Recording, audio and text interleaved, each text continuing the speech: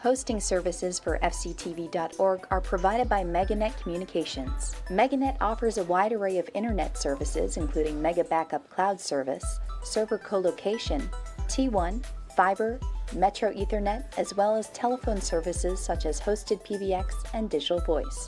Their number one goal is to keep your communications network up and running and allow you to focus on growing your business.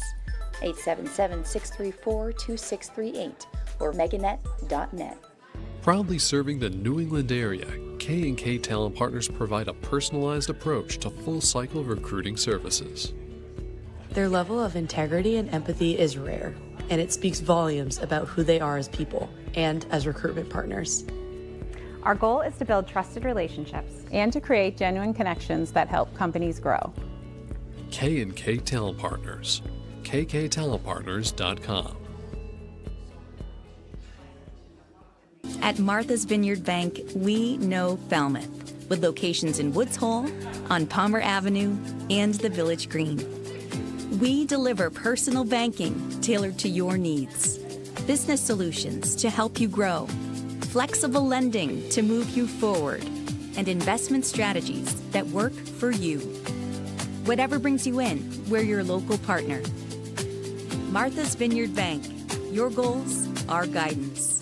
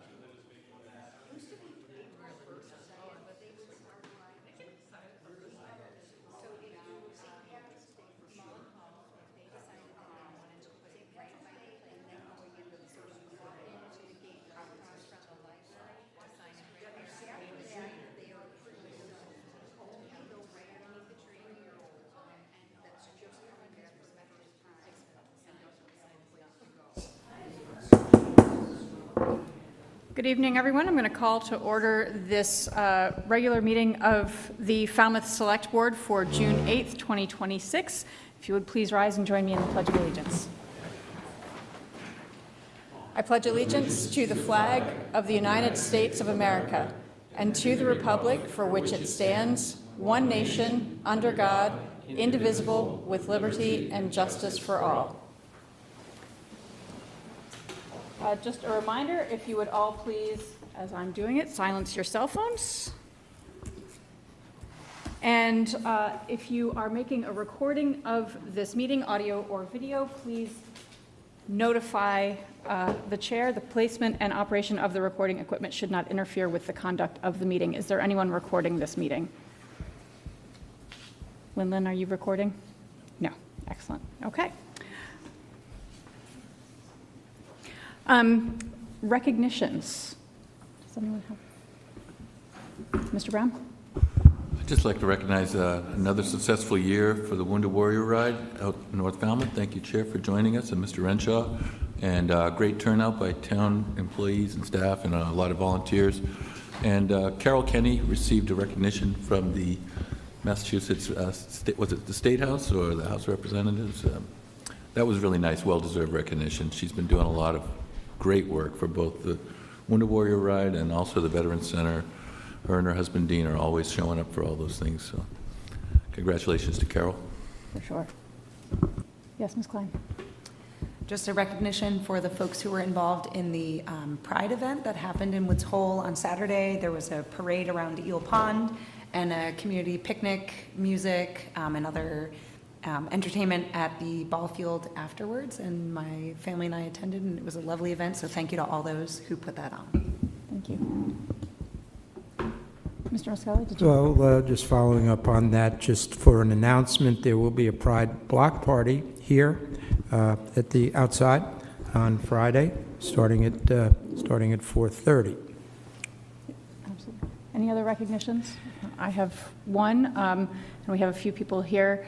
Would like to recognize the Mullenhall School as one of 8 grand prize winners in the state of the Mass Department of Transportation's Green Team Awards for their composting efforts at the school.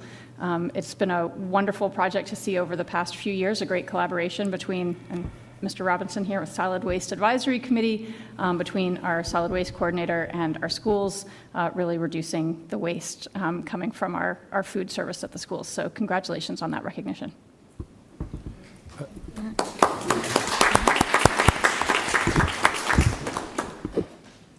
Madam Chair, one more announcement?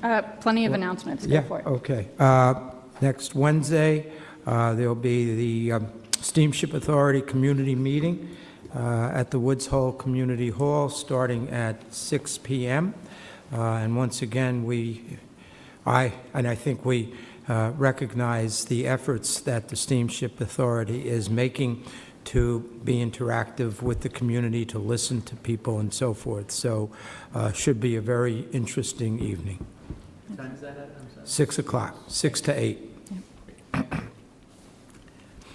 Also adding to the announcements, we have the Housing Forum tomorrow morning at 9 a.m. And is that in, I can't remember now, is that in the Select Board meeting room? I believe it is. I believe it is, okay.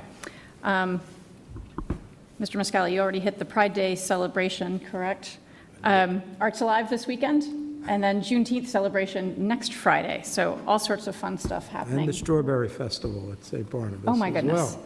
It's that time of year. Busy week. A couple of announcements for fellow board members. I know we have a few of us attending the Cape and Islands Municipal Leaders annual meeting this Friday, and a couple of others attending the new member training. We also, I think everyone probably received in your email, the MMA webinars are really a wonderful resource, and there's one coming up July 8th on strategic alignment, aligning strategic plans, organizational structure, and operations, which seemed particularly relevant for where we are right now. Madam Chair, I registered for that one today. Excellent. Thought it seemed like a good topic. And if you're not busy on Friday, it's a great opportunity to see your other fellow Cape and Islands municipal leaders on a nice little boat ride down the canal. Not supposed to say that part, Doug. Yeah, it's great. All right. We did it last year, too. Are there any other announcements? We've exhausted. Yes, go right ahead. Sorry, just a second plug for the Veterans Center morning program this Saturday from 8 to 10, and that's a cybersecurity awareness training. They'll have the Massachusetts Attorney General there, as well as some other speakers, and Sergeant Massey from the Falmouth Police Department, who's been really spearheading our town's response to these types of fraud attempts. And last time I attended, it was a great event, and they had a delicious breakfast offering. All right. Excellent. Thank you all. If there are no other announcements, Mr. Town Manager, for your report. Thank you, Madam Chair. The first is a public safety-related public service announcement. Hopefully that will make sense to everyone. So as you all know, it's not a big surprise. Summertime is fast approaching the town of Falmouth, where we go from a community of 33,000 to over 105,000 pretty quickly. The message that I wanted to impart to the community is this. Everyone knows the police department and fire rescue departments work very hard throughout the year. The summer months are especially challenging to both the police department and fire rescue. I spoke with both Chief Jeff Lowry and Chief Jeff Lewis earlier today, trying to get some information. The call volume increases 3-4-fold during the summer months, although they're busy throughout the year. Summer months, it's a huge impact on the staff. Chief Lowry with Falmouth Police Department wanted me to let the community know that he's going to continue to deploy the extra directed patrols throughout the summer. These ensure that we don't have any issues like we experienced during the chief and my first year during the 4th of July celebration. Chief Laurie, I wanted everyone to know that these directed patrols are very strategic in purpose and data-driven law enforcement deployments where we focus high visibility patrols in very specific areas throughout town. Officers are assigned to these specific locations or hot spots at certain times throughout the day to manage traffic enforcement, again, activity that may lead to something not in the town's best interest, and to build community engagement and community awareness. The chief has also increased and plans to continue to increase minimum staffing throughout the summer due to this increased activity. To accomplish a lot of this, we also rely, in addition to overtime expenses, on partnerships with other public safety entities, such as the Massachusetts State Police and the Barnstable County Sheriff's Office. So we're very grateful to both the State Police and Barnstable County Sheriff Buckley. On the fire rescue side, Chief Lewis wanted me to explain also, in addition to just the call volume increase, staffing the fire department is a bit of a challenge now. He currently has 11 new personnel that have been onboarded to attend the Massachusetts Fire Academies. 8 of those 11 staff start in June, and the remaining 3 in August. As you all know, that's a process. So once those folks graduate from the academy, they won't become fully field strength until early fall. So the message is that Chief Lewis wanted me to impart is just be cautious, be aware as you're driving around town. Certainly observe fire safety, use of care of the fire pits, candles, and barbecues throughout the summer months. Do not drive while impaired. Obviously, take care in the heat and when swimming. And finally, and this is a reminder I think we could all stand to hear, remember to pull over to the appropriate side of the road and use care when approaching emergency vehicles. They're occupied doing their jobs, and a lot of times they're focused on that. And so please exercise extreme caution when coming upon a scene involving fire rescue and the police department. Madam Chair, the other update I wanted to provide is in regards to the East Falmouth Library. Brian Stokes, our outstanding library director, has recently reported that the town was notified that funding has been awarded for the East Falmouth Library project for FY27. If you recall, in January of 2025, last year, the town received a grant from the Massachusetts Public Library construction program for the East Falmouth Library. The funding for the grant is phased, as you all recall. $100,000 was received for the planning and design upon notice of the award. And back at that time, in early January of last year, Falmouth was waitlisted for construction funds. And we were advised at that time the construction funds likely wouldn't be made available until FY28 or FY29, so a couple of years off. As I mentioned, we were recently notified that funding was expedited or escalated. We have been awarded funding for the library project for FY27, so the upcoming fiscal year, much earlier than expected because some of the other communities, I'm told, were unsuccessful in obtaining local funding approval. As some background information and kind of next steps, the town completed preliminary design of the East Falmouth Library on the existing site. We now have, according to this new expedited funding scenario, until April 2027 to obtain town meeting approval of the construction funding. Since a debt exemption will be required to pay this debt, we'll be recommending that the Select Board petition the Commonwealth to add a ballot question to the state ballots this November. And as you all are probably aware, the next step is to initiate that formal cost study based on the preliminary designs that have been being worked on. And we expect to have the results of that cost study in early July. So there's a coming right around the corner. And that completes my report, Madam Chair. Thank you so much. Yes. Question for Mr. Renshaw, if I could. Are there any revised plans that they've been working on? I've been patiently waiting to see if they're going to have another committee meeting. I haven't seen any notifications of any meetings. So I've been, as you know, Mr. Brown, I've been working with the building committee, and that process closed out. So there have been no changes to the design since the final design. I say final, it's a preliminary design, but that was the end of the preliminary design process funded through the state grant. So now that we have this grant, the next step is we have reserved, per the state grant guidelines, reserved a small amount of money to obtain a formal cost study. So that is now in the works. And with that information, we go to town meeting to seek authorization to fund the rest of the design, so design development, schematic design, construction documents, and construction funding. All of that funding request is coming at the next vote. So if we are successful with the town meeting vote in November, and if we're successful with the debt exemption vote in, town meeting vote in October 26th, town meeting vote, debt exemption vote on the state ballot in November, then we would proceed with design development. And at that point, we could, potentially be revisiting the design elements. Thank you. Mm-hmm. Excellent. Any other questions on the town manager's report? I'll just say I live between Gifford Street and T-Ticket Highway near downtown, and can personally testify that call volume for our emergency services has already gone up. We are definitely into the summer season. So the update and the advice to all of us to be aware is appreciated. All right, public comment. Public comment may be made on routine matters not on the agenda this evening. Comments are limited to 2 minutes. Please introduce yourself, come to one of the 2 mics, either the podium or the mic in the front, and introduce yourself. And since the matter has not been included on the agenda, the Select Board may not participate in discussion of the topic. Do we have anyone here for public comment? Yes, Ms. Schneider, and then.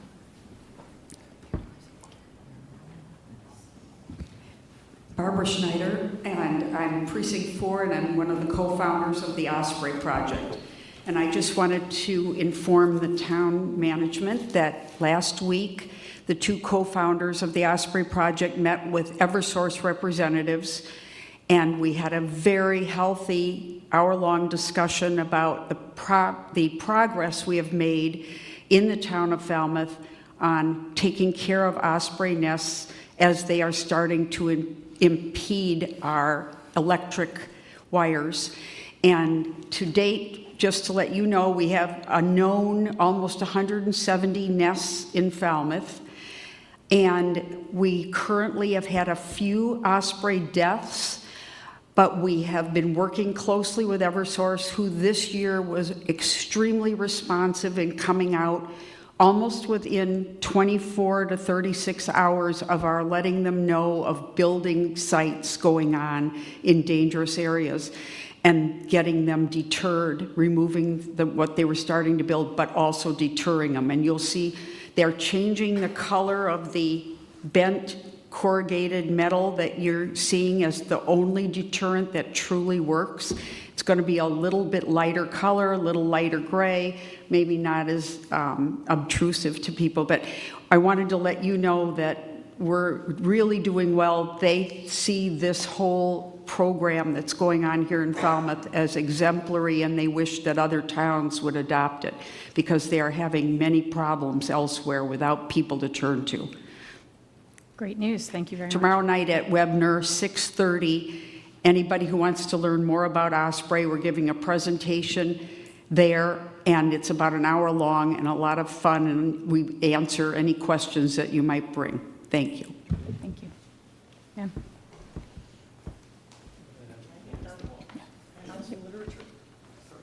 Sure, if you want.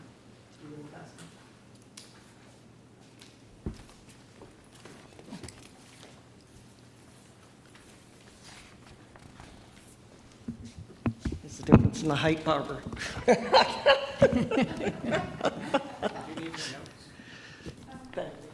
Oh.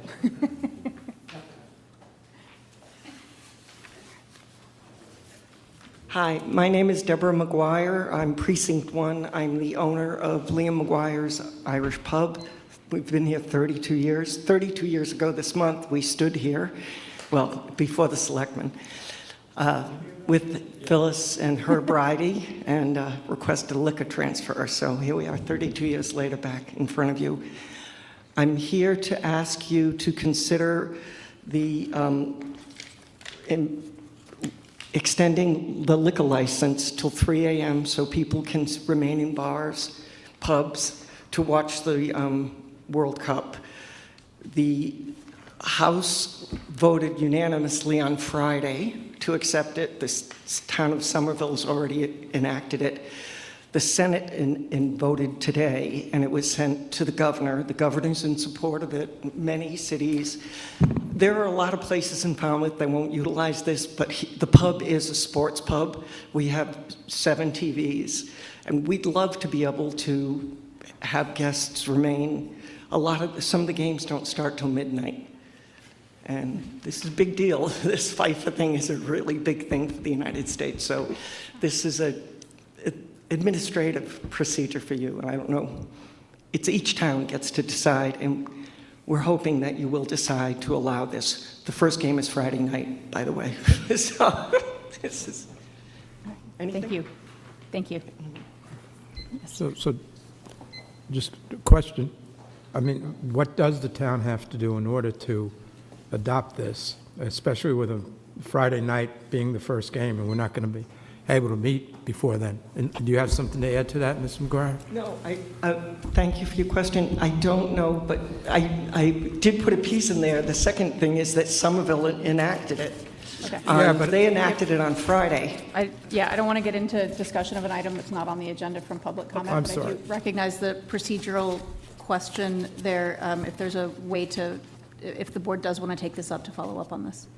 Gather information. Okay. So town management will gather that information. We'll follow up tomorrow morning when we have our meeting. Thank you. Thank you. Thank you. Thank you. Sir, yes. Thank you, Madam Chair. Craig Martin, Precinct 9. And this is not why I'm here tonight, but I'll take advantage of the minute. I'm asking the board to strongly encourage, in light of the recent controversy with the Falmouth Nursing Home, to strongly encourage the Falmouth Housing Co-op, if they do become owners, to perhaps resell it back to the, from what I understand, the preferred developer. That building, there's no need at all for that building to be. Yeah, sir, this is on our agenda, so. Oh, it is? Oh, I'm sorry. Yeah, we're discussing 545 Main, so this gets. Pardon. If you had something else about Okay, Falmouth no. Housing Corp., but thank you. No, I'll just throw my comment in then. Thank you. Thank you. Okay. Is there anyone else for public comment? All right. Moving on to the consent agenda, and I'll just make one note before we actually move to the agenda, that we have seen both past meeting and this meeting, multiple still one-day licenses coming from our nonprofits. So it seems that some that we thought would be targeted for the cultural institution licenses, so perhaps worth some follow-up there, but I hope we can go ahead and move these particular licenses tonight without delay, but do want to follow up on that and see what's going on there. So consent agenda licenses. Number 1, consider a vote to approve the application by Mark Pearson for a series of 6 special one-day all-alcoholic beverage licenses for 30 dates for the 58th season of performances of the College Light Opera Company at Highfield Theater, 58 Highfield Drive, Falmouth.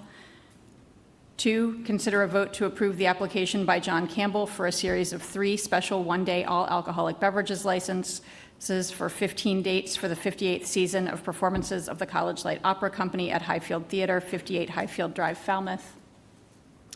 Number 3, consider a vote to approve the administrative address update for Himalayan King, Inc., DBA Old Barn Package Store at 20 Luscombe Ave, Unit A, Woods Hole, as requested by the Office of the Town Engineer. I'm sorry, if we can go back and hold number 2, please. Hold number 2. Administrative orders. 1, consider a vote to adopt an artificial intelligence policy. Hold, please.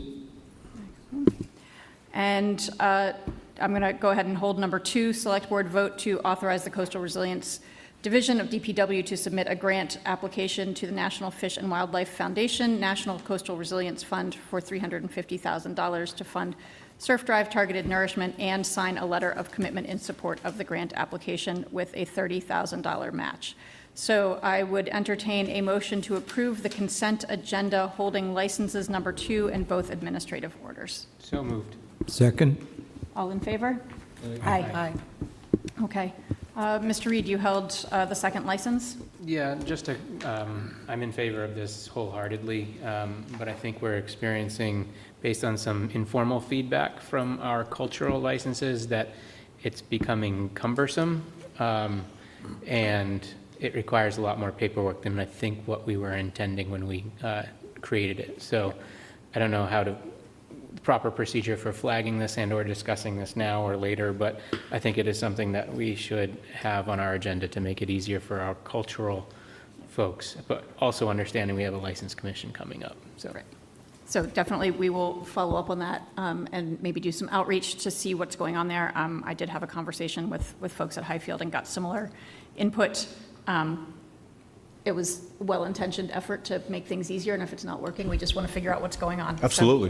We'll review the process and report back if there's something that we can do to streamline that process. I had not heard that, so thank you for bringing that to my attention. Okay. So do you want a motion for 2 now, or? Motion, yes, please. All right, I'll make a motion for the second. To approve the application by John Campbell for 15 dates for the College Light Opera Company. Is there a second? I'll second that. All in favor? Aye. Aye. Thank you. Okay, on to the AI policy, Mr. Muscali. Yeah, thank you, Madam Chair. I certainly support the adoption of an AI policy. I do have 1 or 2 questions. Looking at Section 5A, it seems to me a little confusing as to whether we are referring to the same person. It says, all output generated by AI must be reviewed by a town employee before release. Any town staff member who uses AI to generate content must review the generated content and is accountable for the content. Is that going to be the same person? And if it is, I think it's somewhat redundant, and maybe we don't need the first sentence. Yes, the intent was the same person, and I take your point. We could probably strike the first sentence. Thank you. And then with respect to C, the only thing that I would see in doing a little research myself was a suggestion, and I'm sure it would be in any event, but just that it be indicated that the disclosure be prominently located on the document so that people can see it, whether it's in bold or something drawing people's attention to the disclosure. Other than that, I'm prepared to move the adoption with the amendments.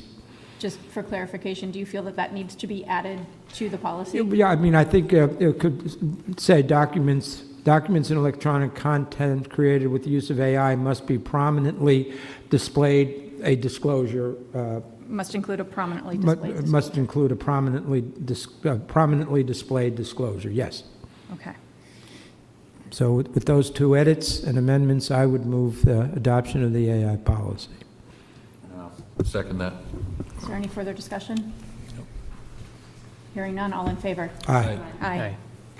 Excellent. And finally, the last item is the grant for the Surf Drive Nourishment Project, which I had a couple of questions, and I think others did as well. And I know that our Coastal Resilience Coordinator is here to answer questions. So, Mr. Wrigley, if you'd like to come up. First, I'll just start by saying certainly wholeheartedly in support and excited to see this moving forward. As I said, just had a couple of questions about both where the $30,000 match for the town comes from, and then more broadly, kind of where this grant gets us to and what the timeline is, where this fits in the timeline for what we voted last December in terms of attempting to create a dune along that, or nourish the dune along that part of Surf Drive that's most vulnerable. Sure. Thank you very much, Madam Chair, members of the Select Board, Mr. Town Manager. My name is Josh Wrigley. I'm the Coastal Resilience Specialist. In answer to your question, the Woods Hole Group had completed a 2025 feasibility study for Surf Drive as a low-lying, vulnerable coastal roadway. And they had put forward several alternatives for what the town could do to try to ensure some greater longevity for Surf Drive. So the grant application that you have before you tonight for consideration would be for alternative 3A, which is the targeted nourishment alternative. Surf Drive is constrained as a roadway goes with its coastal landforms, and targeted nourishment would be an option which the Select Board had endorsed last year that would rebuild the crest of the coastal dune to a height that would allow it to withstand 2- and 5-year storms, and would help to bolster the overall resilience of the dune system in that area. And in terms of the matching funds, I was under the impression that the town did have the appropriate match that could be used for this. Yes, so the town appropriated, I'm not going to try to remember the amount of the original appropriation, but we do have a balance sufficient to cover this and can encumber it for this purpose. Madam Chair? So if I remember correctly, the total cost for that they gave us was $1.2 million, as I remember. Roundly. Rounded for the targeted nourishment. Is this part of that, and we still have to come up with additional funds in order to do what they've suggested? Yes, that's correct. This would be for the design and permitting of the project. Once we have that, then it would go into its construction phase. Okay, thank you. Certainly. Yes, Ms. Klein. Thanks for being here tonight, Mr. Wrigley. I was curious, in the report, it shows that this phase of targeted dune nourishment would last until about 2050, if I was interpreting this sort of big picture, like how do we move forward diagram that was included in that report. Do you feel that, when I was looking at the feasibility of this particular option, it's going to withstand most likely a 2-year and a 5-year storm? A 20-year storm becomes a question, right? There were some that it suggested it would be resilient enough in certain areas, but not in all areas. So I'm just wondering a little bit to Mr. Mascali's question, how is this grant gonna, fits in as far as it's the permitting and the design, but do you feel that 1.2, I think it was 1.2, something like that, number is really gonna get us to 2050? It seems unlikely to me, as someone who's spent some time thinking about these things, that those dunes are going to withstand for the next 24 years. Well, that's a great question. I mean, the weather patterns are very variable, but the advantage of this alternative is that it is permittable.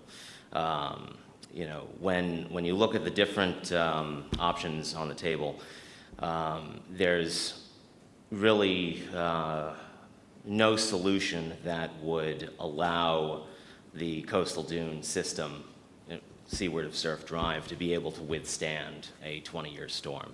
And the reason for that is just because the dune as it is now is at a very low elevation from the road layout tapering down to a coastal beach. And in order to achieve the right side slopes, that would satisfy state regulators, you're looking at a dune crest that's lower, that's about 8 to 9 feet in height. So even though that's not a height that would necessarily achieve the greatest longevity, it's a good workable solution that helps at least extend the lifespan of that area and improve the habitat of that area as well, for the immediate future. Yes, Mr. Brown. And I did ask the lady from, I don't know if it was DEP or Coastal Zone Management, if this permit could be a standing permit, so that each time we have one of these 2 to 5 year storms, if we want to, we could probably add some more nourishment if we can afford it, or if we feel like we want to continue. And the answer was yes, we could have this as a standing permit, so I hope that's still the goal. Yes, yeah.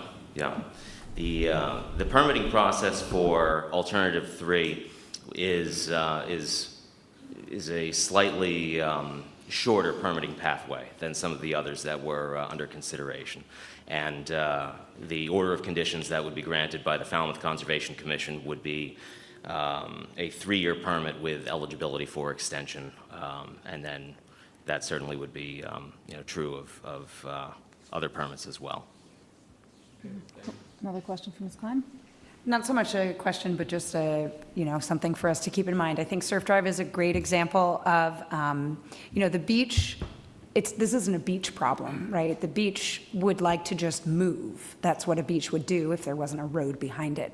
And so I think we just want to keep in mind as a board, as we're looking ahead, that we cannot delay, starting to think about removing that human infrastructure there, because this is happening and it's accelerating, and so we just want to be ready for it. And I know that you're aware of that and starting, and that was part of this report, was that we're going to be planning that, but I just really want to mention that to our board, that at some point we're going to have to make some really hard choices. That's a good observation, and I do have a grant application under consideration right now by EEA for surf drive water main resilience adaptations that would eventually allow for the surf drive water main to be shut down in the event of catastrophic damage to surf drive. So we have yet to hear from the state about that, but that is being considered right now. One final question, which is timeline. If this grant is successful, what's our best case and maybe most likely case for when we are actually getting to the point of putting sand on that dune? Because in the meantime, we are sitting there with millions of dollars in infrastructure that is vulnerable to either a 2-year or a 5-year storm. I would say probably 2 to 3 years. All right. Is there a motion for approval? I'll make a motion that we approve the application for the grant. I'll second. Okay. And just to be clear, and the letter of commitment in support of the grant application with the $30,000. Which we all have to sign tonight, I believe. Yep. Yes, we have it right here. Yep. Okay. Any further discussion? Hearing none. All those in favor? Aye. Aye. Thank you. Thank you very much. Thanks for being here. Yes. Okay. Yep. We just want to let folks know that the one-day liquor licenses for College Light Opera were on the consent agenda and have been approved. We went to the wrong building. Oh, sorry about that. Most people do. All right.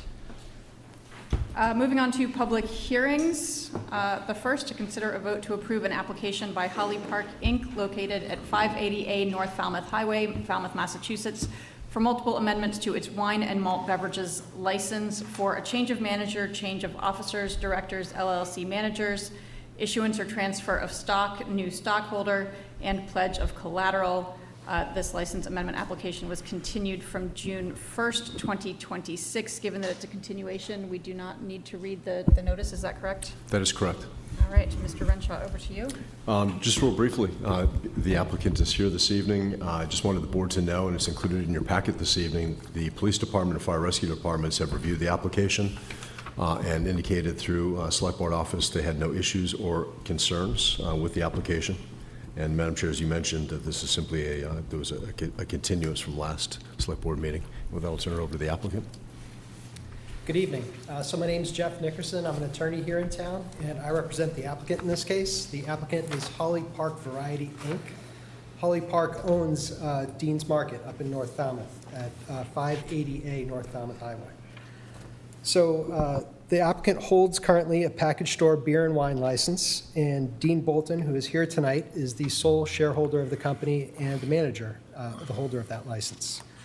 We're here tonight because Dean is selling the business to his son Brian, and the request is essentially to transfer ownership of the shares of stock from Dean to Brian, to make Brian the new manager of the liquor license, and to make Brian the sole officer and director of the company, and also a pledge back from Brian to Dean of all those assets under the terms of the agreement they have as to the transfer of the business.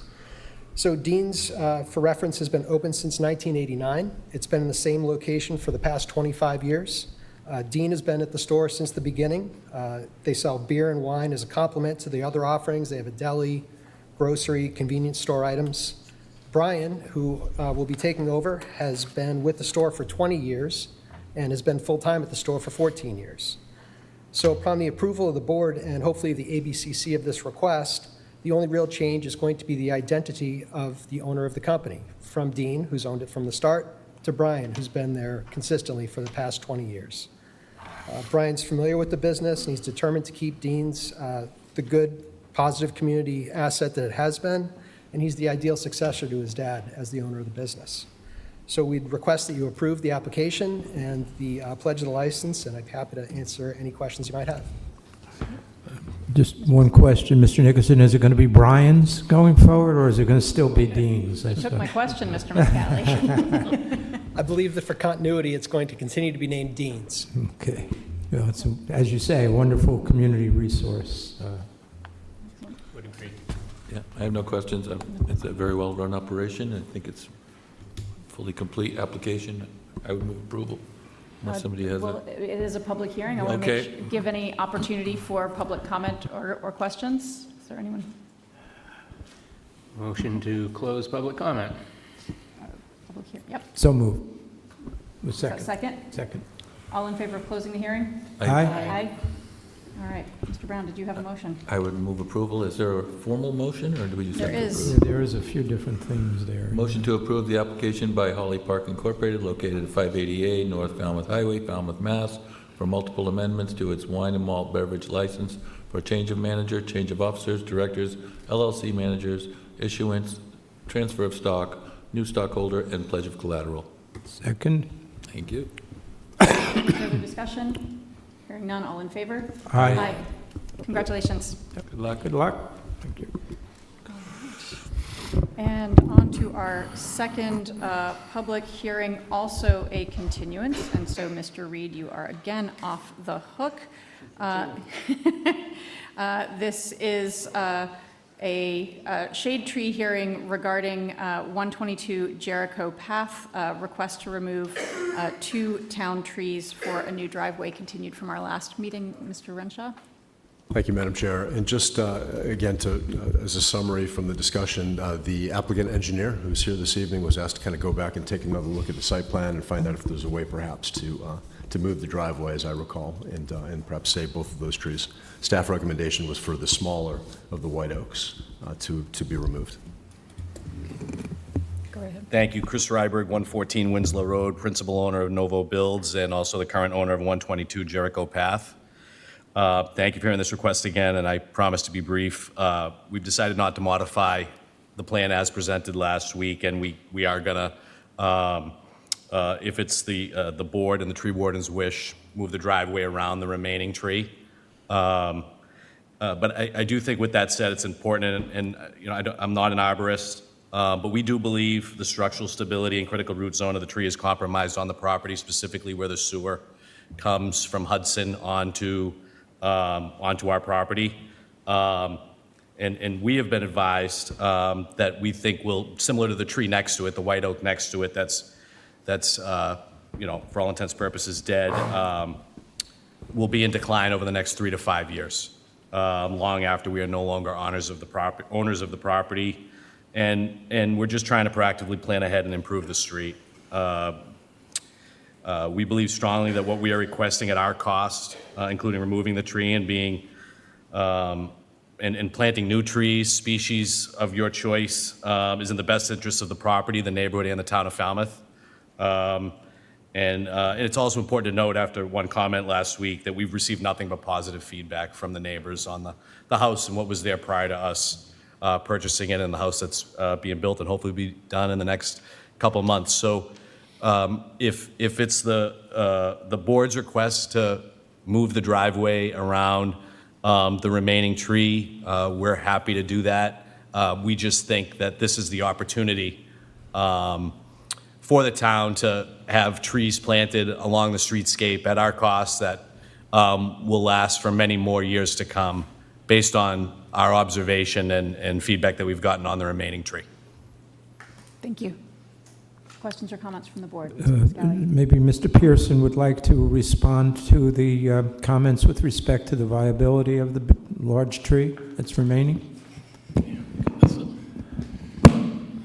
Well, he does make a solid point about the critical root zone, but that's because of the impact of all the building and the new driveway coming in place. So it will further that, you know, it will make that tree decline. But the point of this is to preserve our shade trees. And a tree that size, you know, it's going to take a long time, even if we replant trees. I get what you're saying. I do think that all efforts should be made to try to preserve that tree. And I haven't seen the schematic of where exactly the driveway is going, but there could be ways to still do some preservation and some root pruning and have the driveway and the tree together. That was what I was going to suggest, is maybe there's a way to at least prolong its life somehow, and maybe we'd like to see that as a condition. Yeah, there's definitely means and methods to do that. I have not seen the plan for your driveway. It could very well be that, a couple of years, this tree will be in drastic decline. If he is on his property, he can, go over the root structure. So I'd have to see that, but it would be in the town's best interest and the Parks Department if we could try to preserve that tree. But we would need to look at that plan. Mr. Brown. Would that come in play with the curb cut application? I wouldn't be looking at it. That possibly could, the engineering department, they could call me in to look at it, but yeah. And if it's in the critical root zone of the tree, how far away from the stem is it going to be, is the actual driveway? It would be on either side of it. Right. Yeah. Yeah, we would have to look at the plan to see if there are mitigation options.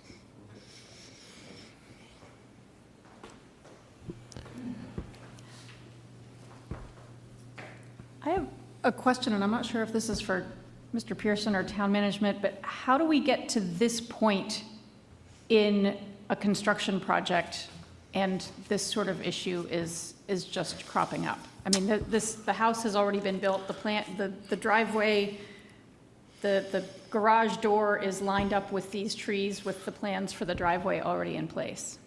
Right, well, so when someone applies, we do determination of ownership. They already had everything in play.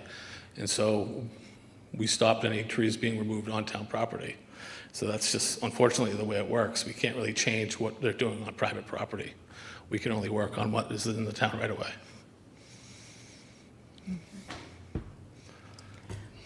Is there anything else from the board? To the applicant, have you attained a curb cut permit already? I believe we do, yeah. In the location where the trees are? Yes. Don't hold me to that. 'Cause okay. Yeah. All right, thank you. And just for clarification, over the past several years, there is something in the curb cuts and the driveway permits that say that it has to be reviewed by me. So they might have did that before that was in place, but there is something in place now. Okay, excellent. Ms. Klein.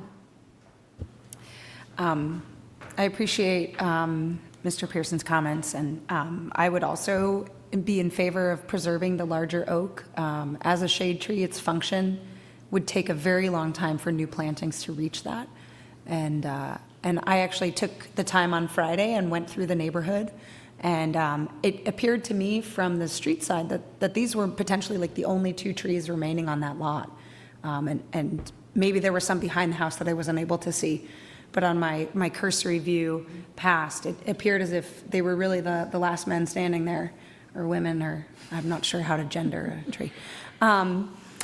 And so I would really be in favor of trying to preserve it, because especially as right, we know that trees provide local cooling, and we're looking ahead to some very, very hot summers, and they are an important component in keeping people healthy and comfortable. Okay. If there's no other discussion from the board, we do have. Okay, thank you. Sandy Stows. I'm a resident of Falmouth, a neighbor of this Falmouth Heights 122 Jericho. Thank you for hearing us. It's great that we have a chance to have public comment. I really appreciate the discussion. It makes for a more robust decision criteria and information for you all. So I am a neighbor, and I walk by all the time, and there are the two oaks there, and the one of them isn't got the best shape, the smaller one, but it's not dead. And I respect the by right. I am a homeowner. I respect the by right of all homeowners to clear their lot, do whatever they want on their lot. And they exercise that right every day in Falmouth Heights. There's a chainsaw going every day, taking a tree down, and all the trees were removed, except there is one nice oak they left in the back there. But generally speaking, they clear cut the lots. And they have the right to do that, but we also have the responsibility in the town to preserve the few shade trees that we have jurisdiction over that aren't by right. So I would implore the board to consider that.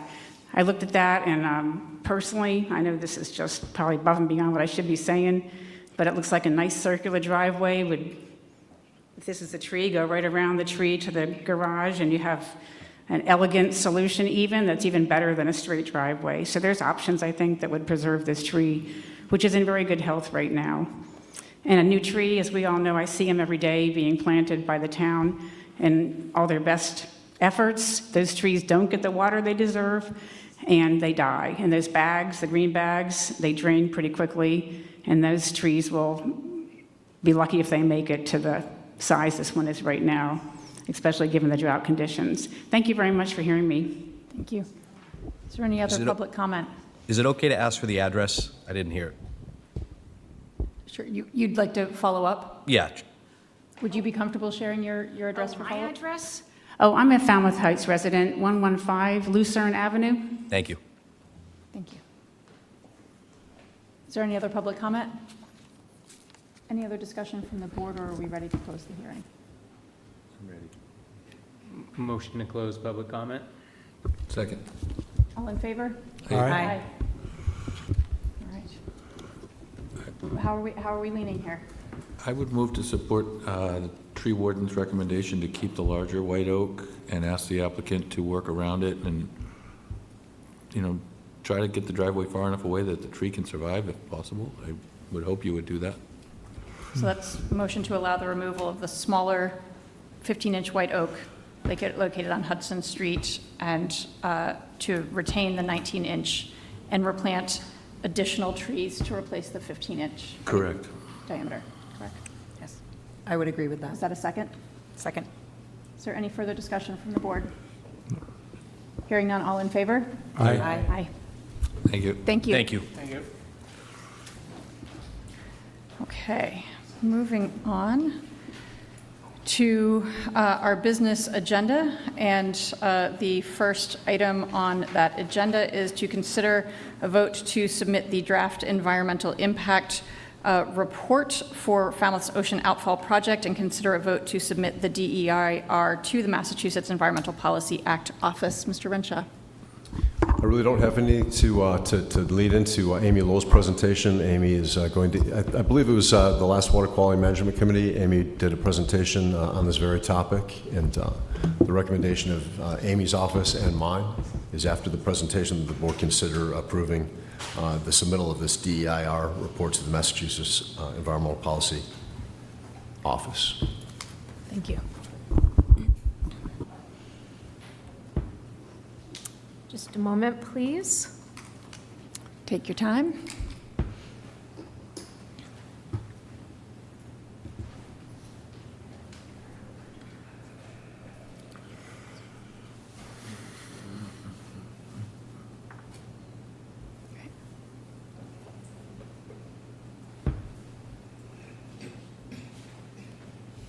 Thank you. I believe you already said, I'm Amy Lowell. I'm the town's wastewater superintendent, and I'm here tonight to request your support for sending the draft environmental impact report for the town's Ocean Outfall project to the state to begin the review process. I will start with an overview of the project. I believe you're familiar with this project. We've been over it a number of times over the past few years, but it's an important project, and I'll just go through a summary. In your packet was the executive summary to the DEIR and a couple of figures, both of which are in this presentation, but I'm going to summarize that as well for those who might not have reviewed the packet. So to summarize the project, we're planning to replace the town's groundwater discharge with an outfall discharge. The plan is to continue to provide the tertiary treatment and ultraviolet disinfection that currently exists at the wastewater treatment facility. This figure on the right shows a pipe route from the existing wastewater treatment facility up here east of 28 in West Falmouth. So the plan is to install a pipe approximately 6 miles from the wastewater treatment facility down to Kite Park, east of Falmouth Inner Harbor. And that pipe would be within existing road right-of-ways between the wastewater plant and Kite Park. The outfall is designed for a future average annual discharge capacity of 3 million gallons per day, but the current discharge rate is most recently about 490,000 gallons a day.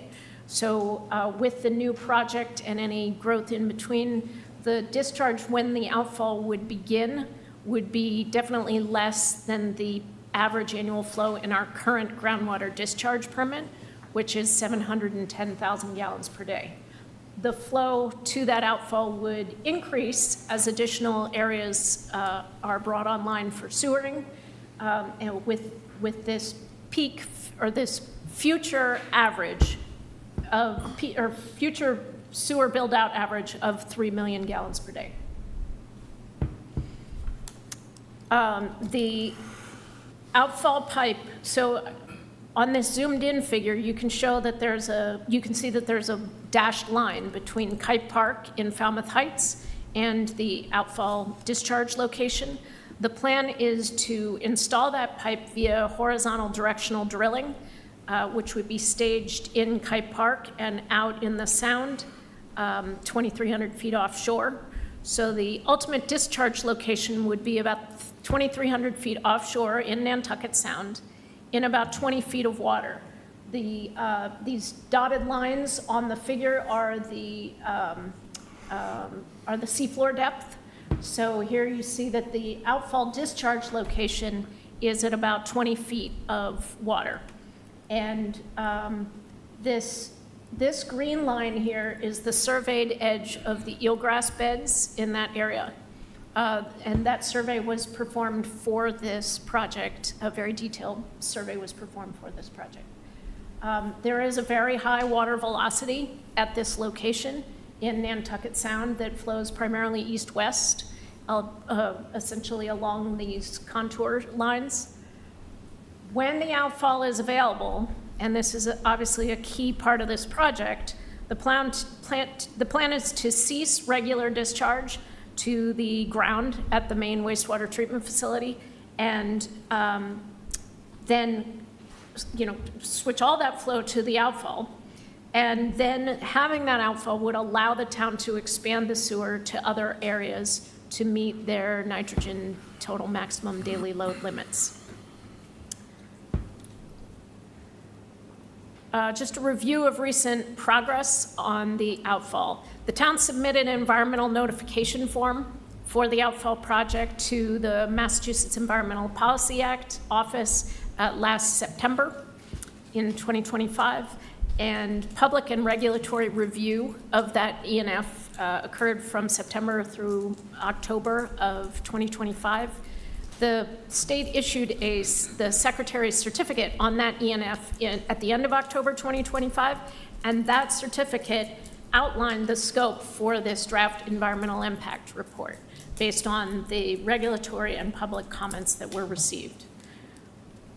Funds were appropriated at last November's town meeting to prepare the outfall conceptual design and this draft environmental impact report, and to begin the initial permitting for the project. The environmental evaluations for this project are complete, and the draft environmental impact report is ready for submission. The conceptual design, a lot of progress has been made on that, but it is still in preparation. The conceptual design is needed for some of the future permits in particular, but some of that conceptual design is reflected in the DEIR. This DEIR, Draft Environmental Impact Report, is a comprehensive evaluation of the project's environmental impacts, alternatives, and mitigation measures. It's based on more than 2 years of data collection and evaluation, including hydrodynamic modeling, eelgrass and benthic surveys, a fisheries assessment, water quality data collection, and an anti-degradation evaluation. aquifer evaluation by the United States Geologic Service, marine borings, and the conceptual design evaluations. It reflects 3 years of agency coordination with many state and, in a couple of cases, federal agencies. This report addresses agency and public comments received during the environmental notification form process in 2025. It documents the purpose and the need for the proposed outfall, its role within the town's watershed management planning process, and the technical analyses supporting anticipated permitting decisions. So I'm going to summarize a few of the major evaluations in the DEIR. Hydrodynamic modeling was performed by Dr. James Churchill he's emeritus from the Woods Hole Oceanographic Institution, and the figure on the right shows really nicely the differences in currents in the waters surrounding Cape Cod. So you can see in dark blue is a very low root mean square of current speed is a fancy average. It's a fancy average speed. And the dark blue is the lowest speed, and the bright yellow is the highest speed. And you can see that the waters off the south coast of Falmouth are some of the highest currents in the region.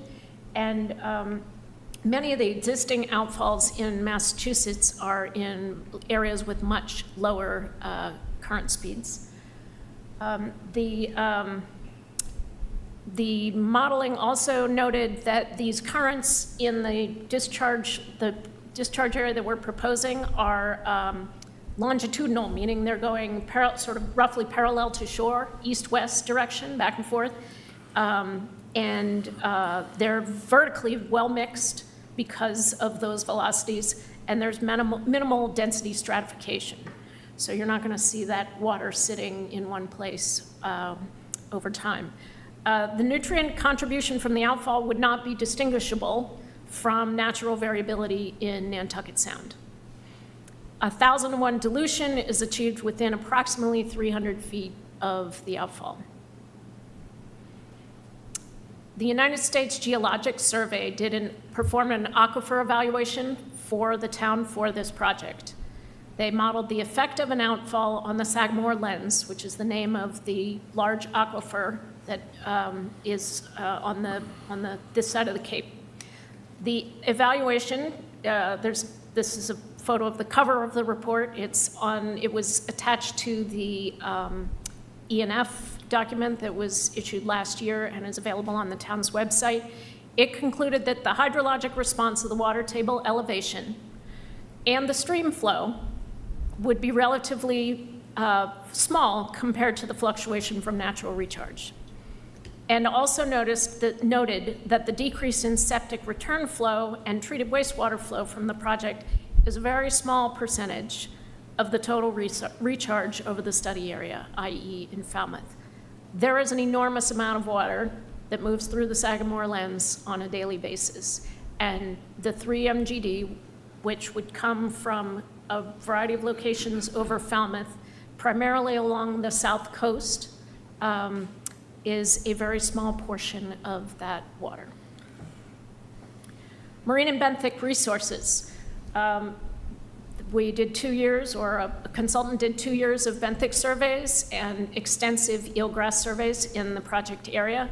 The benthic survey findings were that the benthic communities are typical of sandy continental shelf systems, primarily disturbance tolerant, and that there was no evidence of anything rare or endangered in that area. The eelgrass survey findings were, as I showed on that initial figure, the eelgrass line compared to the outfall discharge point. The deep water edge of the eelgrass meadow is at least 250 meters north or inshore from the proposed outfall location. The discharge is not anticipated to affect water clarity or increase nutrient concentrations at the eelgrass meadows due to the level of treatment that will be provided and to the discharge location, i.e. offshore of the eelgrass bed in an area where the current is flowing primarily east-west and gets a lot of mixing. Due to the construction methods, the construction time of year, so construction method meaning directionally drilling under the eelgrass bed, so that the eelgrass bed are not disturbed during construction.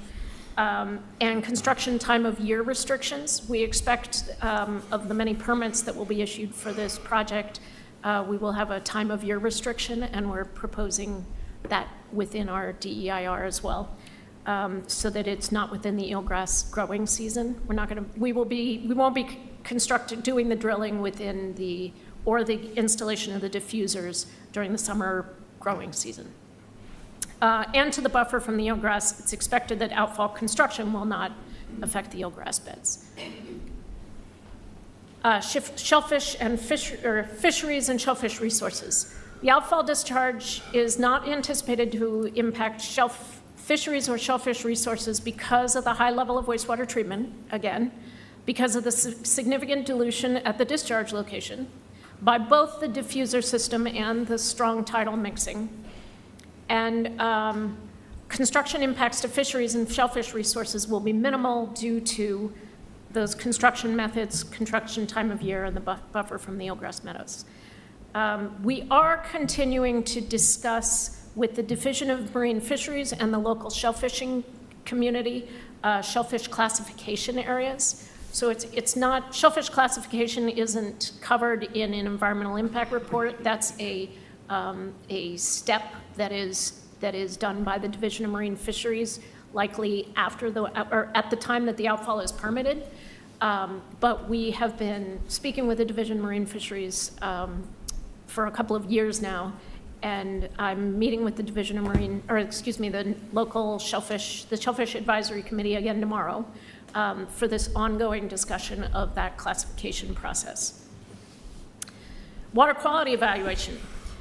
We completed 2 years of background monitoring, both at the wastewater treatment plant and at several sites in the Sound, and concluded that the proposed discharge will not have a significant impact on water quality. This evaluation, I'm summarizing very briefly here, but there is a very detailed process for an anti-degradation evaluation. That process was scoped out with the Department of Environmental Protection, the Environmental Protection Agency, and Coastal Zone Management. And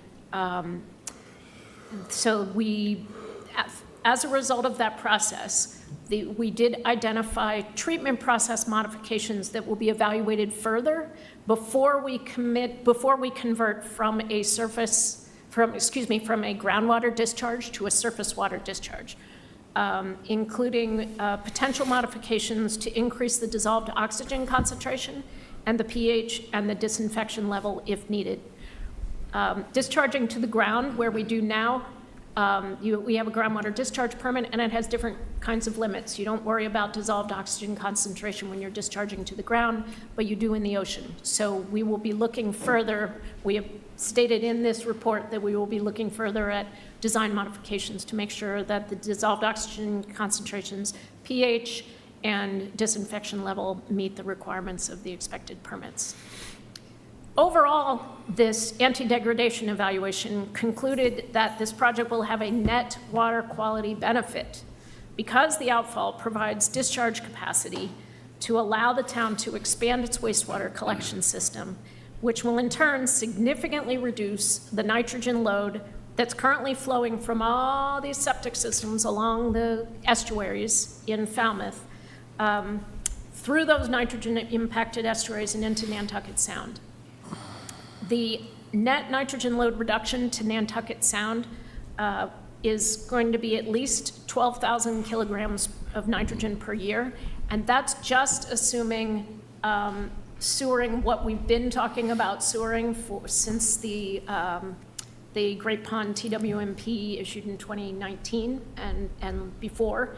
It's so if we just sewer the South Coast watershed areas, those South Coast peninsulas that we've talked about, the net nitrogen reduction will be 12,000 kilograms per year of nitrogen to the Sound. Land use and recreation.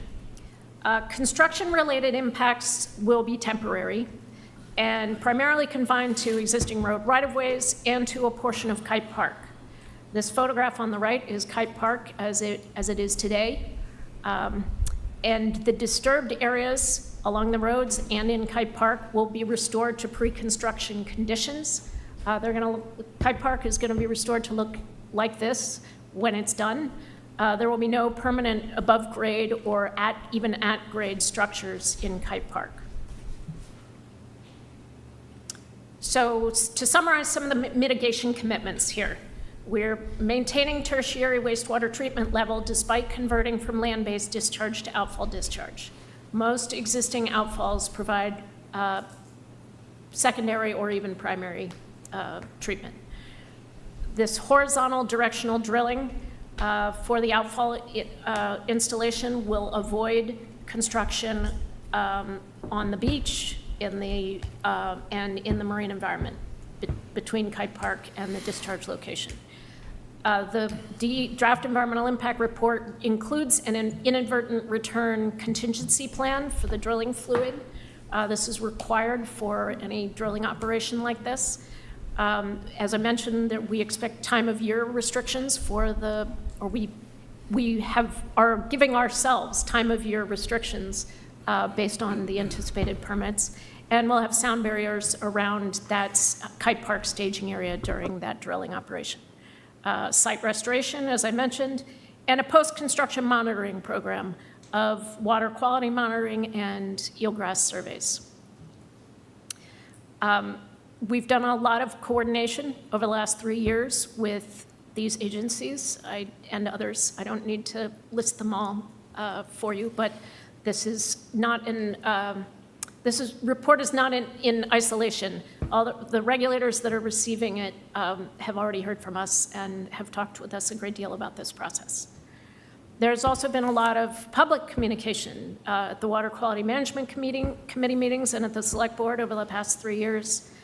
We've been to the Falmouth Heights Mara Vista Neighborhood Association annual meeting the last 2 years, and we'll be there again this year.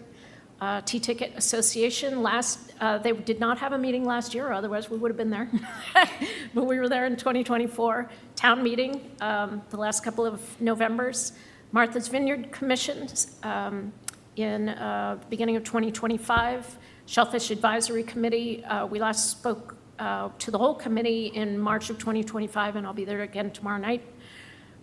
Sierra Club, Cape and Islands Group, we presented in May of 2025. Environmental justice notification was submitted in June of 2025 and will be repeated and built upon when this DEIR is issued. And of course, we had a MEPA public meeting last August 2025 when the environmental notification form was issued. So this is a outfall project schedule. Where we've been is we did the preliminary evaluation and modeling. We did data collection and additional evaluations. There was a town meeting appropriation that allowed us to do the work that I'm presenting tonight. We have not quite completed the outfall conceptual design, but we're much of the way there. The E&F, as I mentioned, was that we went through that process last year. We've prepared this draft environmental impact report. So the next step is to issue that draft environmental impact report to the state and get comments from the regulators and from the public. And we expect a final EIR. We will issue a final EIR which responds to the comments that we receive on the draft. And we expect that process, a secretary's certificate on the final by the end of this calendar year. That would then allow us to move forward with permitting. You'll see this next town meeting appropriation. We're anticipating requesting a town meeting appropriation at next April's town meeting, April of 2027, for design of the outfall project and for the remainder of the permitting work. The main permit here is an NPDES permit, which is the discharge permit, the surface water discharge permit. But there are a number of other permits which would have to get then. Then there's the state revolving fund loan process, And there's the design and the state revolving fund process, a request for construction funds out here in April of 2028, so a year later. And then we expect the construction to take 3 years. So this here would be an early finish. And out here, 2031 is an early finish date, and 2032 is a late finish date, depending on how the permitting and the rest of this process goes. The next steps are I'm requesting or suggesting that the Select Board vote to submit this DEIR for the town's Outfall project to the Massachusetts Environmental Policy Act office. We plan to submit the DEIR to MEPA by the end of June, if you vote so today. And that will initiate the public and regulatory comment period. I want to make clear that comment, this isn't the end of the comment period, this is the beginning. So this report, once it's issued, once it's submitted to the state, will be online, and we will publicize that and in a number of different ways. And that will be available for not just regulatory review, but public and other board review. And I plan to have a public meeting in July just on the Outfall project. In addition, we've been speaking every year at the T-Ticket Mara Vista Falmouth Heights Neighborhood Association meeting, but we will also have a meeting just on the Outfall in July after the DEIR is submitted. So that was it. Great. Be glad to have questions or discussion.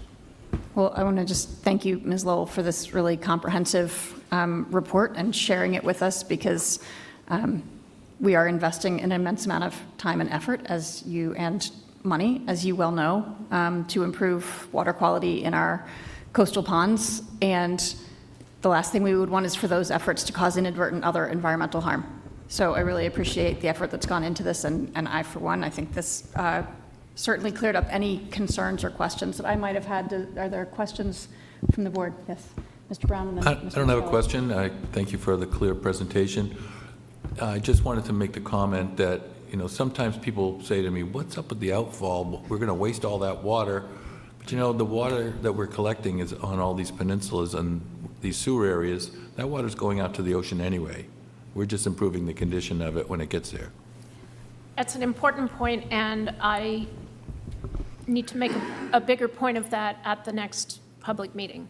Not in, the overwhelming majority of the sewer areas, as you point out, are south of the future sewer areas, are south of Route 28 on these peninsulas, where, as you say, that water is not going up right now back to the top of the aquifer. It's going into people's septic systems and then going out into the estuaries and out into the Sound. So the water on those peninsulas leaving the peninsulas does not, as you said, affect the aquifer very much. Great. Mr. Muscala. Question. Thank you again for a good and detailed presentation, Ms. Lowell. Fingers crossed this goes forward according to what we're expecting, but and maybe this is for town management, but do we have contingency plans, or are we thinking about what happens if the outfall isn't approved and how we're going to go about dealing with it at that point? So the town has done a lot of evaluation of land-based discharge over time, and the town still does have those options as backup options, but they're not good options, and that's why we're going with the outfall. This is a better option for the environment and for the town overall. But the town does still have the Allen parcel off of Carriage Shop Road and the golf club, I'm blanking on the name. Falmouth Country Club. Falmouth Country Club, both of which were, when they were purchased, municipal use, and in particular, potential treated wastewater discharge was discussed as part of those scenarios. I mean, I clearly agree this is the best option available, but it's not totally within our decision-making. We're up to the state, right? I mean, the state has to give us the approval to go forward, and that's always subject to denial. So I just want to make sure we're considering the possibility, that's all. Right. Ms. Klein and then Mr. Reed. Thanks for the presentation, Mrs. Lowell. I think back fondly to the many times I visited the wastewater treatment plant for a tour with a bunch of students. So just for the purposes of the public in this session, there are some members of the Falmouth community who feel really strongly that an outfall pipe is not needed to solve the wastewater problem that we're currently experiencing to reduce nitrogen in our, especially in those finger neighborhoods. They point to alternative options that are available at a much lower cost. And I wonder if you would just take a moment and respond to that. I'm talking specifically about people who are advocates for urine diversion as an alternative measure. What are your thoughts on that? How does that fit into this outfall pipe picture? So urine diversion and composting toilets are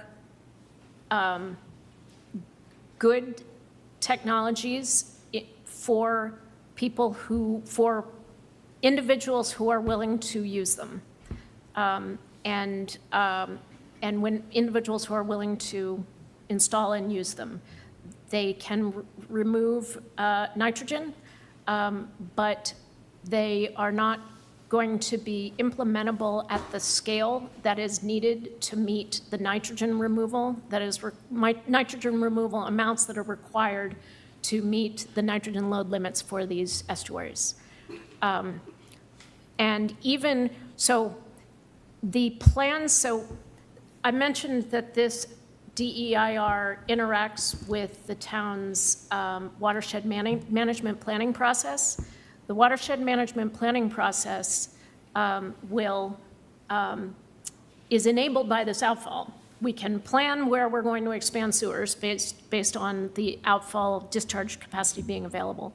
Part of those watershed management plans will also be, it's not just a sewering plan. It will include innovative alternative or nitrogen removing septic technology in the areas where we're not sewering and where we still need nitrogen removal. So there will be plenty of places in town that will not get sewer and that will be required to implement septic nitrogen removing technology, which could be a standard denitrifying septic system, or potentially, if the DEP approves, could be urine diversion or composting toilets for those who want them. Thank you. I appreciate that response. Thank you. Another question, this is thinking, if this is successful, am I correct in thinking then that the land that's currently being used at the wastewater treatment facility for discharge beds, right, there's like a significant area that's just used for putting water on. Would that land be something that we could restore and make use of in a different way? So we will be looking at that more in the process. So I've said we would cease regular discharge to the existing beds. We will want to keep some portion of the beds as a backup option. This is one of the questions that comes up is, the public and others ask is, what do you do if the pipe breaks somewhere between the plant and the outfall? Well, there are a number of things. There are valves that you close on either side to prevent further leakage of effluent treated wastewater. But you also can then, until it's fixed, have a backup discharge location. So we do not plan to have regular discharge to those beds anymore, but some fraction of them will be needed as a backup discharge location. There is an enormous amount of area, and my sincere hope would be that much of it would not be required, and that could be turned back to the town for other use. Thank you. Thank you. Mr. Reed? Hi, thank you. I appreciate the questions. I think we can all agree that at this point that urine is the cause of this and it's the best option to get rid of, but unfortunately the solutions that are not around are not going to be mass adopted given the current designs. They just aren't, unfortunately. So this is one of our most important and urgent topics that we're going to have to battle with. I would say extremely important, urgent, that it is happening over the next couple of years. Some of our other projects are going to come in before this, but we as a board are going to have to not just think about whether the state is going to approve us. We're going to have to do our darndest to make sure that a project like this does move forward by the town, because this is about protecting our water. Our next topic for discussion are our beaches. If we don't have clean water, people aren't going to go to our beaches. If we don't have clean water, we have public health concerns, we have environmental regulation concerns, we have coastal water and shellfishing resource concerns. So this is pretty big. This is pretty big for Falmouth, so I'll put that out there first. Second, I do appreciate the points that you brought up regarding the hydrodynamic modeling. I know I sent a question in your direction. I appreciate that you did engage with our oceanographic research firms here in town. I think we are one of very few places around the world that have this kind of ability to tap into this experience. But one follow-up question, just to make sure. You put a graph up, a map that shows a pretty large span of tidal flow in Martha's Vineyard Sound. Is the outfall pipe far enough out there to address seasonal variability and alongshore variability? Because you had a yellow streak that was pretty large, and then not dark blue, but there is a 0.4 change in that. Are we far enough out there to make sure that we are not going to be having some, for lack of a better term, stalled out water? Yes. Cool.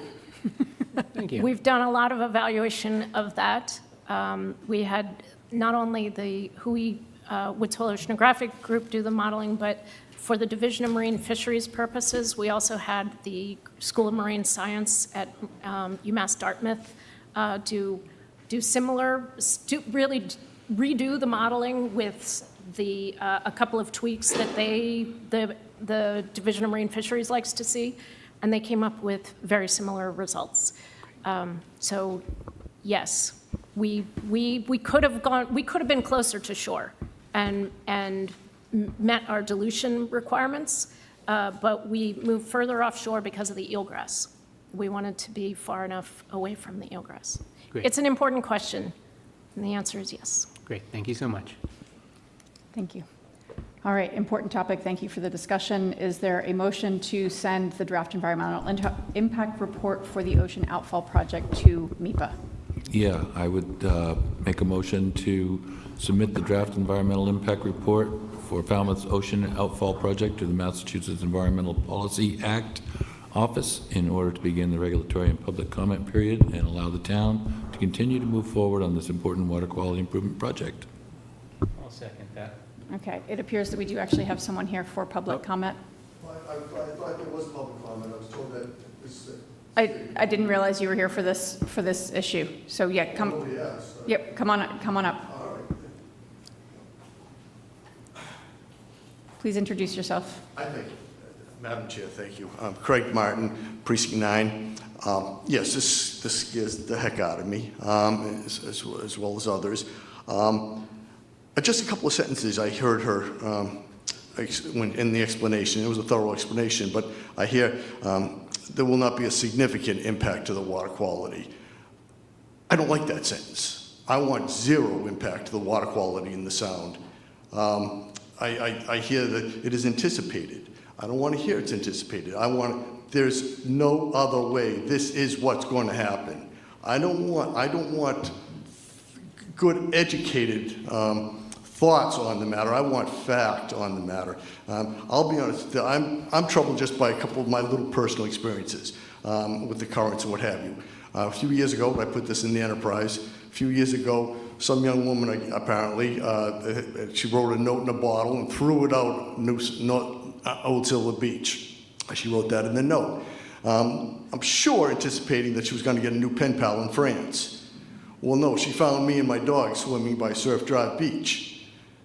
I thought, because I keep on hearing about the currents, that anything that's going out there is going to eventually hit the middle Atlantic and head out to Europe. I know when the turbine broke in Nantucket, south of Nantucket, it didn't go out to the middle of the Atlantic and go over to Europe. No, it came back onto the Nantucket beaches, and what missed Nantucket came over down north onto our beaches. I see the current flowing in. I don't see it. I haven't seen the evidence that it's going to be flowing out to the mid-Atlantic to disappear. And I'm scared to death of not the nitrogen.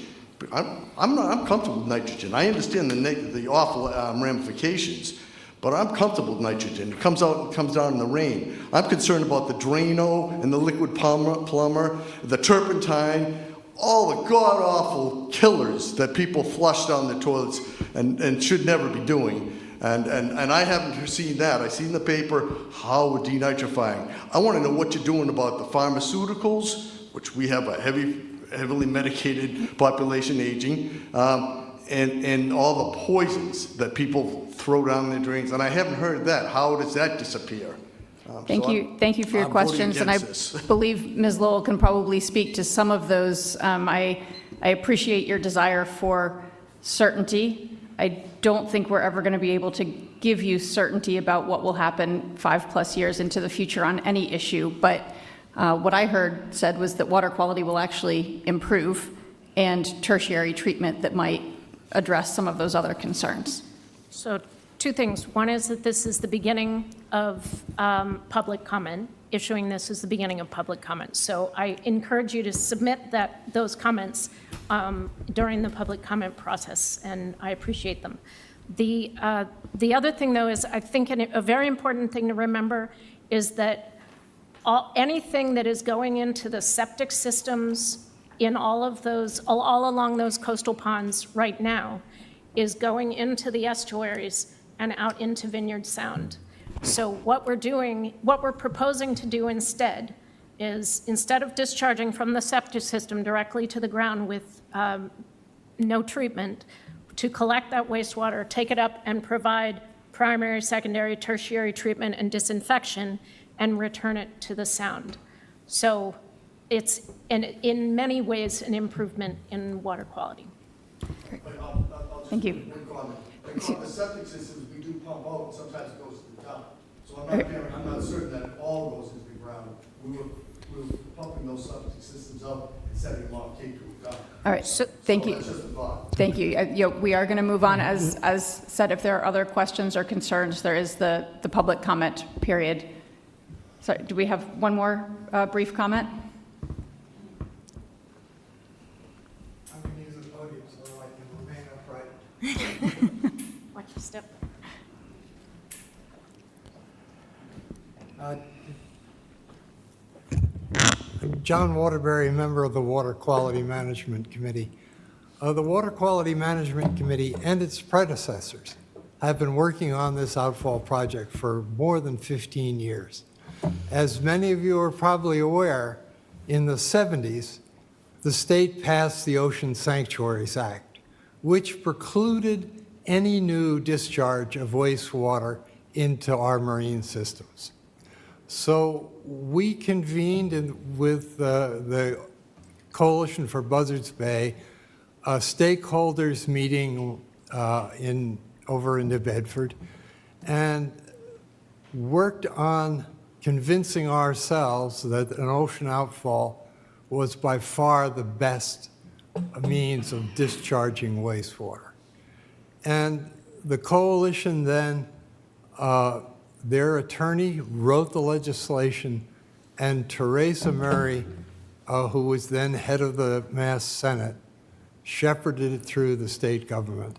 And the Ocean Sanctuaries Act was then changed in 2014 to allow the discharge of tertiary treated wastewater into the ocean sanctuary.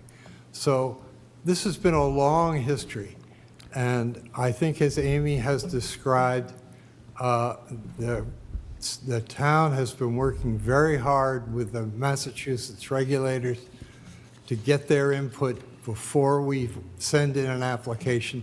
Falmouth is the first municipality to propose to put in an outfall under these new regulations. And so we're going to get a harder look at than the second guy or the third guy. And on behalf of the Water Quality Management Committee, I encourage you to, and the rest of the town, to support this project to fruition. Thank you. Thank you. Madam Chair, Yes. if I may, and following up on Mr. Waterbury's comment, we do have a letter. We have a letter of support from in the Buzzards Bay public Coalition. record from Buzzards Bay Coalition. The last paragraph is very informative. The coalition applauds the town's leadership and effort to evaluate and pursue a wastewater plan that improves water quality townwide. We urge you to vote in the affirmative to submit the DEIR to MEPA, and we look forward to reviewing the full DEIR through the MEPA process. And we know how diligent and careful the coalition is, so I think their support for it is a very strong indication that this is the right option. Good direction. Yep. We do have a motion and a second. Is there any further discussion? All those in favor? Aye. Aye. Thank you, Ms. Lowell. We will move on to hear an update from our beach superintendent on 2026 staffing and operations. Don't need to remind this board that world-class beach operations is one of our strategic goals in our recently finalized strategic plan. And we certainly got a taste of summer season the past couple of days. So excited to hear how things are going. Good evening. Thank you, Madam Chair and Board. I'm Maggie Clayton, the beach superintendent for the town. This will be my 7th summer in this position, 20th working for the department. So we have been in operation truly for 2026 since January 15th. That is when the beach department got online, beach division of the community services department got online to help the town clerk's office with beach parking permit sticker sales. As of end of business day today, we have sold 10,368 stickers. For comparison, we sold 15,956 for all summer in 2025. So we are doing a lot of work, and that is about 71% online orders and 29% in-person transactions. We've had in-person transactions available since May 1st, either at Town Hall or at the Surf Drive Bathhouse on the weekends since Memorial Day. So I want to thank the 2 clerks who have been working since January, and then those who came online in May when we opened the bathhouse again. So those 10,368 sticker users are vying for approximately 1,465 parking spaces. So please be aware that just because you have a sticker, you are not guaranteed a space at the beach. But besides the 2 clerks working since January, it takes 149 employees to staff the office and the beaches. We have 73 lifeguards, 60 parking attendants, 5 clerks, and 10 supervisors. People work a range of shifts. Our sunset shift parking attendants are 4 hours a day, as opposed to a full shift that's 7.5 or 8.5 hours a day, and people work anywhere from 2 to 5 days a week. So our senior staff does a lot of work with scheduling to make sure that we are fully staffed. And as Mr. Renshaw pointed out in his town manager's report with the police and fire, we prioritize also our hot spots and the weekends and the long weekends. We know that 4th of July is on a Saturday this year. We are aware that schools are getting out late because of snow days, but we are out there as much as we can be. We were at Old Silver this past weekend. Prior to that, we didn't open because of the weather. It wasn't because of staffing. I had staff eager to work, and they ended up doing pre-season operating jobs rather than surveying the parking lots and the beaches. But we've partnered with Human Resources, and onboarding is going well, and everything good to go with staffing. We had food truck bids awarded at the recommendation of the beach committee, and I want to thank the DPW and the town manager's office for being on site to work with those vendors when I was unavailable. We have Chaji's, the food truck that was at the Heights last year, is at Old Silver Public. Beachside Blends, who was at Bristol and a few other locations last year, is at Old Silver Residence, Surf Drive, Falmouth Heights, and Bristol. And Perry's Last Stand or Winterbottom Ice Cream is at Chappaquoit and have the mobile ice cream truck to go to the beaches that don't have a truck in their lot. So Minot, Woodneck, Gru's Pond at Goodwill Park, Stony Beach and Woods Hole, which is owned by MDL, Magansett, et cetera. We've been working with all of our partnering departments across town to make sure that we are ready to go for the summer. Conservation authorized our new beach management plan, which was funded by town meeting in November of 2023. DPW, everybody, every division, I think. Parks for Goodwill, water for our water stations and our shower towers coming online. Engineering for the GPS coordinates for our parking attendant booths and lifeguard stands. Fleet services for getting our new truck from town meeting in November of 2025 ready. Coastal resiliency. Josh was here earlier tonight, and he handled the beach nourishment for Minot facilities, making sure that the bathhouses were ready to go, and the highway department and everything they do with the beach maintenance laborers. Water quality testing of the swim areas has already started, so that goes to myself and Scott in the health department. IT got us going at the winter office in January, and they got us going at the bathhouse in May. Police and fire with their summer patrols, and they provide staff with Stop the Bleed tourniquet training. Harbor Master's office, Marine Environmental Service. The swim area markers are going in Thursday of this week with a Friday rain date. Animal control is coming to present to staff to make sure we know what questions to ask, but again, dealing with enforcement of dogs on the beach. And last year we had our first shark sightings during operating hours, so MES is our go-to partner for that. I want to thank town meeting for funding the handicapped access mats. We're adding to our fleet and replacing a couple of deteriorating ones. Those are arriving in the next couple of weeks from New Jersey.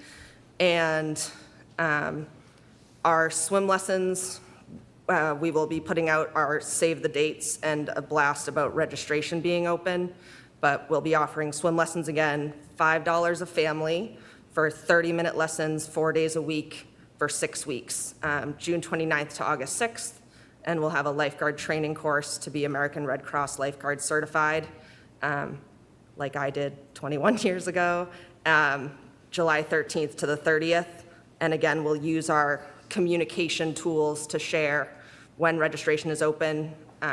We have the Falmouth Alert System. We have a Falmouth Beaches Facebook. We use the town website.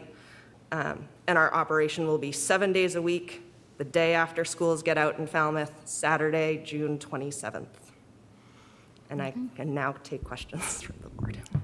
Thank you. Are there questions from the board? Mr. Brown?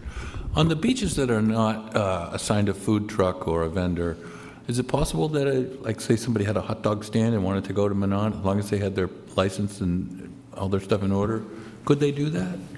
So we now have a contract for a mobile concession for every beach that doesn't have a dedicated concession.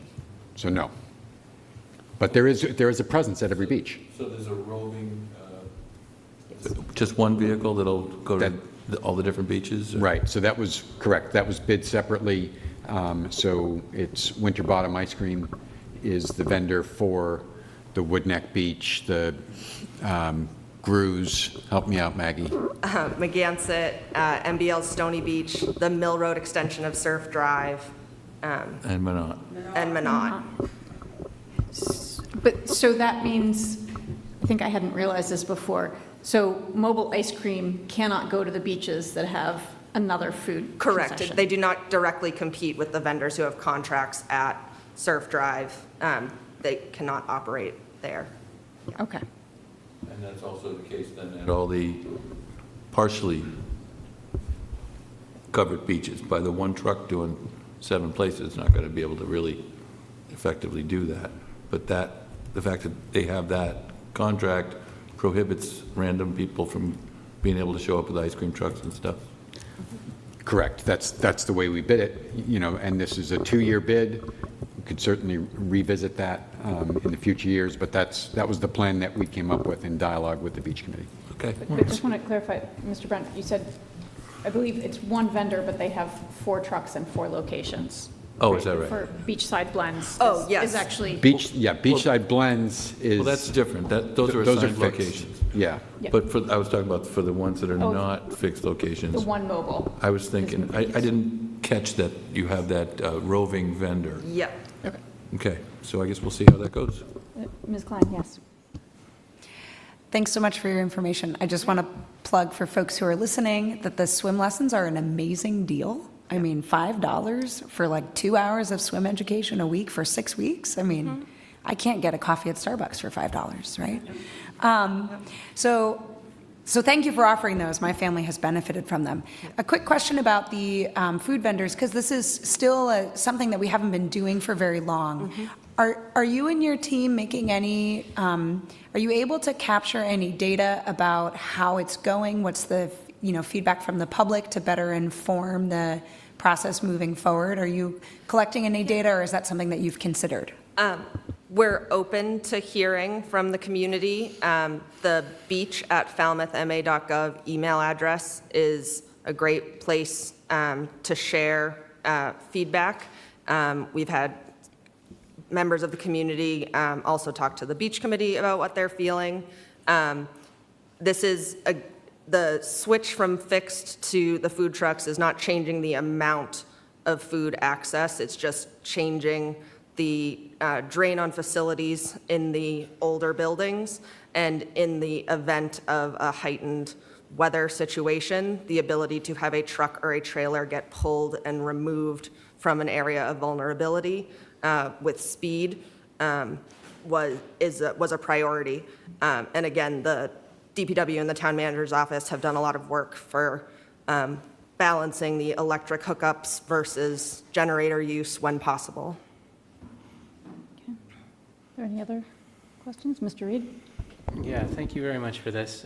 Very informative. I guess I have a question. Beaches, travel and tourism are big, it's what we are based on in this town.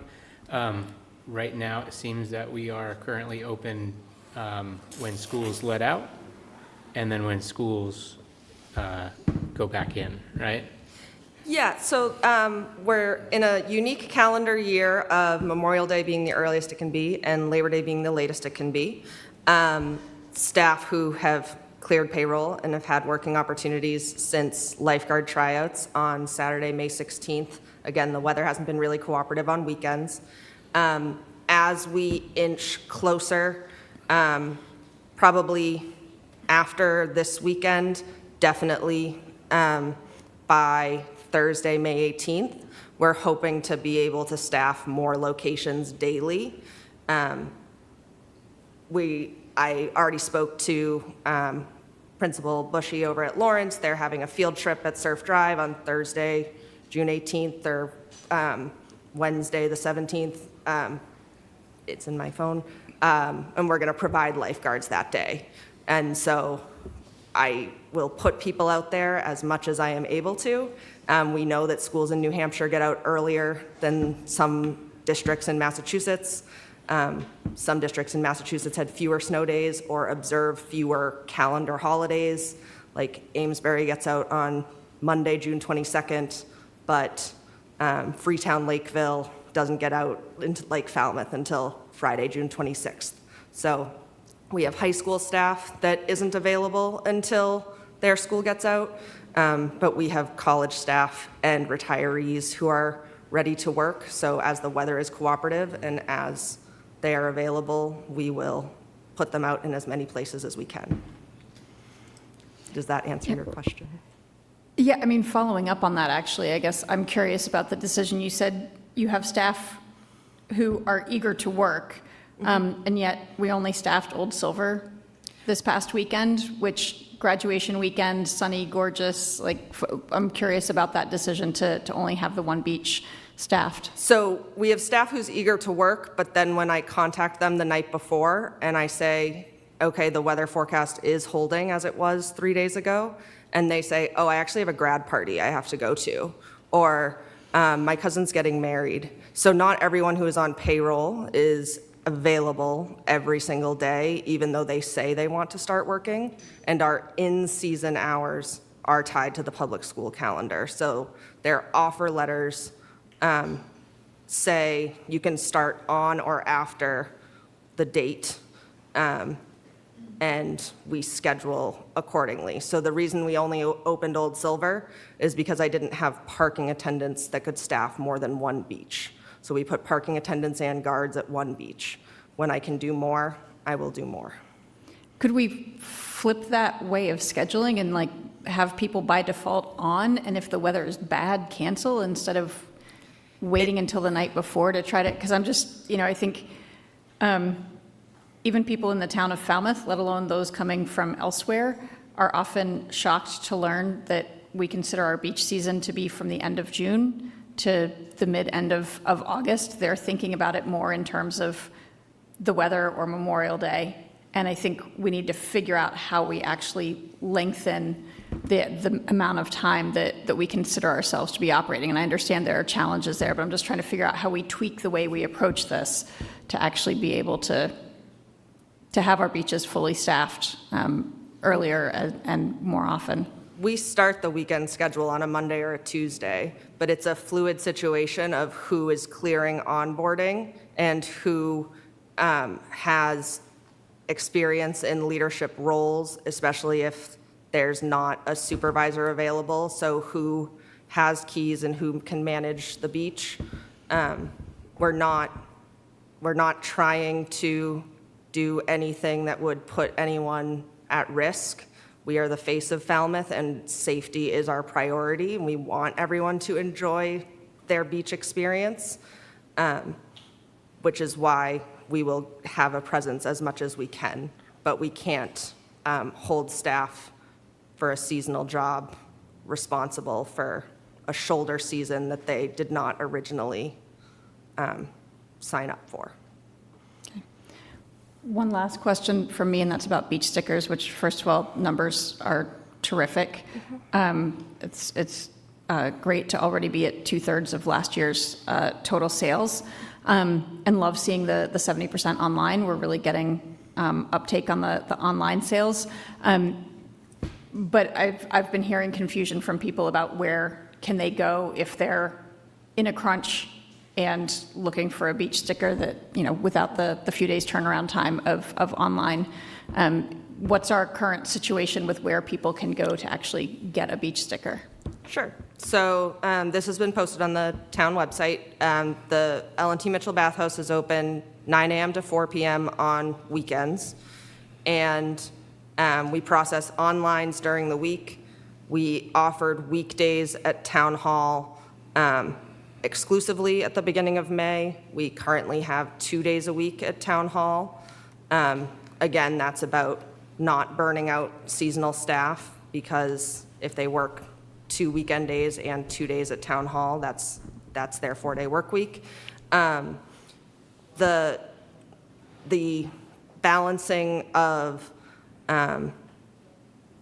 people wanting us to have staff out and then also not wanting, not having a sticker and not being able to get to a beach, right? Right now, we only checked at Old Silver last weekend, so every other beach was available for those who did not yet have a sticker or were not willing to pay a daily parking permit fee. So again, the rollout is we balance staffing and requiring with the opportunity to purchase. Taxpayers have had the opportunity since January 1st, but we know a lot of people enjoy the tradition of going to the bathhouse to get their stickers. Yeah. I tried to do this online by April 15th to save the $5. And then when I made the application, I realized I needed again to have my registration uploaded and sent over and so forth. I would think that there should be some way that people who have received beach stickers in the past and submitted all information be given an opportunity to certify that nothing has changed from the year before, their license is the same, their registration is the same, and that there be a process that they could be approved a lot quicker and a lot simpler than having to, go through the whole thing all over again. So the beach parking permit sticker is an annual taxpayer benefit. We check it against the taxpayer rolls. So there are people who last year were a taxpayer in Falmouth and this year are not because they've potentially registered their car elsewhere. So they wouldn't be able to certify that there hadn't been any change. Right, but there's no way to certify except for providing a valid document that shows that you have an unexpired vehicle registration in the name of a taxpayer. It's not, the online process isn't any different than how before we had onlines and you could only purchase in person. You always needed to provide your current vehicle registration at the time of your point of sale. Seems rather cumbersome. Madam Chair, All if I right. could, Yes. and to Select Board Member Muscali's point, Peter's taking notes on that as well. I think it's something that we're going to look into. I've noticed it as well. It is a little cumbersome. I'm not going to commit tonight, but I think it's something worthy looking into going forward. Yeah. I think we are significantly behind time on our agenda. I want to say thank you, Maggie, for the update and for your hard work. And I think you've given us a lot of food for thought, and what you're hearing is a lot of interest from the board in trying to figure out where there are things that we can tweak, where there are things we can change to constantly just make our beach services better, and just want to thank you for your efforts. All right. We are going to move on to our next agenda item, the Select Board acting as trustees of the Falmouth Affordable Housing Fund, discuss and consider a vote to rescind the financial award from the fund to Bushwood 545 LLC. This, as those who have been following our proceedings will know, is back on our agenda. And I want to just ask before we get started, how many people are here for public comment on this item? And if I could have a show of hands, how many are here to voice support for the Bushwood project? All of you. Thank you. I want to, before we even get into discussion, just reiterate again that I think this board, this body, not necessarily this exact composition, but has repeatedly over the past couple of years shown a willingness and in fact an eagerness to go beyond what has been standard practice to support a project that was felt to be an extraordinary fit for our strategic needs. And I think even at our last vote, you heard continued enthusiasm for what that project represented. We have, though, received repeated communication from the seller that leaves very little hope for the viability of the Bushwood project at that location, and that is the reason that this is back on our agenda. So I think this board, and we have also received emails, well appreciates the support that, and those of you who have come to show that support. But I'm going to actually open it to the board first for discussion on this. Ms. Klein. Thank you, Chairman Goldstone. So I think that no one in the room would question that I'm a committed housing advocate. It's how I got started and how I landed here on this board. And I firmly recognize the need for workforce housing in the town of Falmouth. As someone who's interacted with people in all different arenas of my life here in Falmouth, who have struggled with finding safe and stable housing. And I think that 545 Main represented an opportunity for that type of housing to be realized. But I would like to read a line from a letter, from an email that was sent to the members of the Select Board in advance of our June 1st meeting. This letter is part of the public record with regards to this topic. This email came from Mr. Mamory, and it is with respect to this project. And in this letter, Mr. Mamory writes, we have assured Mr. Galasso, his attorney, Mr. Ament, as well as representatives of International Angels in writing that there are no circumstances, whether or not Falmouth Housing Corporation succeeds, in which we will consider any relationship in which Mr. Galasso is involved. That's quite clear language from the seller. And while I am supportive of workforce housing, it is not the role of the Select Board to interfere with the choices of a private property owner, and we need to respect the seller's rights in this regard. It is very unfortunate that we are at this juncture, but I have no question in my mind, unless I have not received any communication from the seller that establishes anything contrary to the sentiment contained in this email from 1 week ago. Mr. Muscali. Thank you, Madam Chair. I as well have been a firm supporter and advocate for this project from the very beginning, even before I was on the Select Board. It's something that this town definitely needs. But as I've said at our meeting, I believe on May 18th, we can't conflate the two issues that are here. One is the project. The other is our responsibility as trustees of the Affordable Housing Fund. I think the continuation of those funds being allocated and appropriated for a project that, as Ms. Klein has read, does not seem to have a pathway forward, and I feel very badly for the project, but feel that it is incumbent upon us as fiduciaries and trustees that we should proceed to allow those funds to be at least looked at for other possible projects in the town. Well, I don't agree. I think that we have a commitment to this project and to this housing type, which we've identified as one of our priorities, and this is a great project and a great location.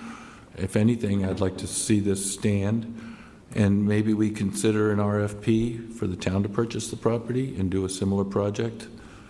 I just don't like the idea of caving in here when we have so much at stake, and I just think it's wrong. So I'm not in favor of it. Mr. Reed, would you like to weigh in? I guess I just have a question about that. Would the RFP be a different process than what we currently have? Well, I think we need to be careful because this property is currently under contract to another individual, and as Ms. Klein, or another organization, and as Ms. Klein already, and thank you, very appropriately noted, we cannot and do not interfere or dictate in any way private real estate transactions. We have expressed repeatedly incredibly strong support for workforce housing, for an innovative concept that, again, we have now received repeated communication does not have a pathway forward. And I guess it's in that light that I view this item before us. That doesn't mean that we are in any way obligated to support immediately another project of any sort at any location. But it does not seem that this one has a pathway forward. Ms. Klein, did you want to jump in again? Yeah, I would just follow up because in my mind, right, we need to consider these two as very separate ideas. So tonight's vote is firmly focused on this one very narrow agenda item, which is specifically related to Falmouth Affordable Housing Funds that have been encumbered for a specific project. It's been conflated a little with the potential for a second project that it's currently under contract with Falmouth Housing Corporation. And I would really hope that if and when the Falmouth Housing Corporation gets to a point where they have a project that they're presenting to this board, that members of the community come to show and to say that the type of housing we think is appropriate in this location is workforce housing.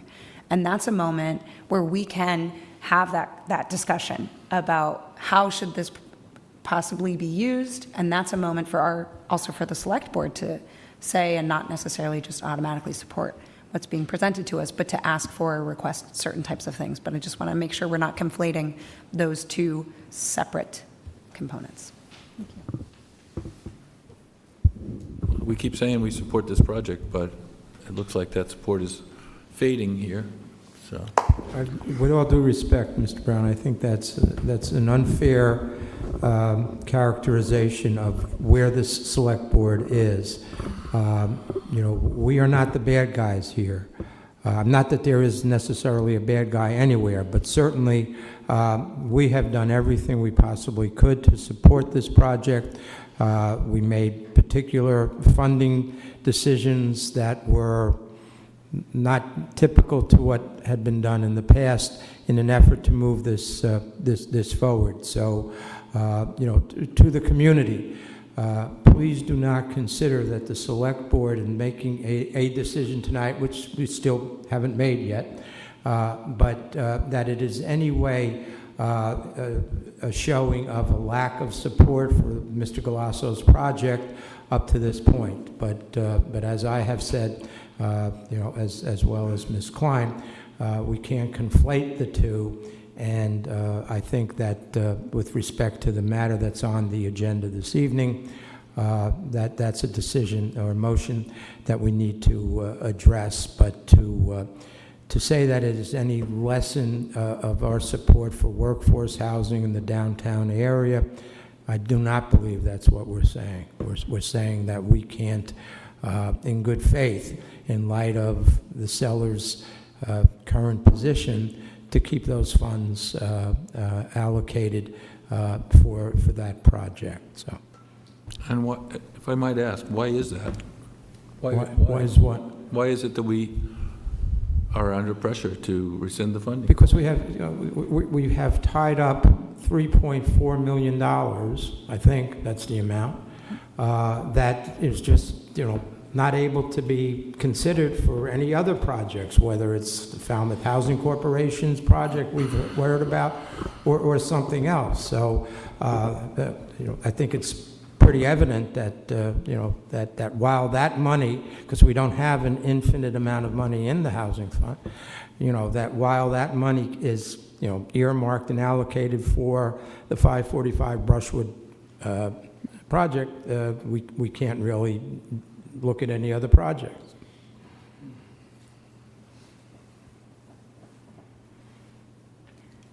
There's, I think, clearly passion, both for the project and for workforce housing as a whole, that is evident. And I will say personally, with regard to this issue,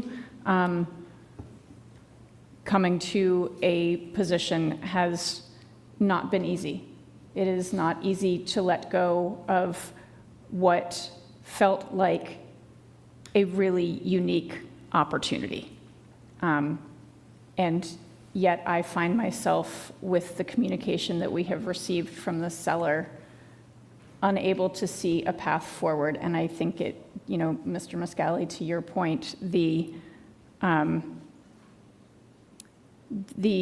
difference between supporting a particular project and supporting a concept, right? And affordable housing and workforce housing more broadly, and having a vision for how we want our downtown to function are at times separate things. Mr. Reed, is there anything you would like to contribute to the conversation? Otherwise, I will call for a motion. I think my question of Mr. Brown's thoughts were a little bit off guard, so apologies for that. I would agree with everything that is being said here. It is the concept of workforce housing that we have been voting on since day one, the concept of that out of our strategic plan, so noted, there are many different types of housing we need. I think this select board, this iteration and the previous one noted that workforce was the most necessary and will continue to be the most necessary sector that we develop in the coming times. It's just very unfortunate that it did not work out between the two principles that are there. And we've heard from one, that it's possible, and they're trying every effort to make it happen, and the actual owner saying that it's just not possible. And it's terrible that we're stuck in this situation. I'm not seeing a pathway to rectify this. I am in favor with the other four that have voiced their opinion, but I hear you, Mr.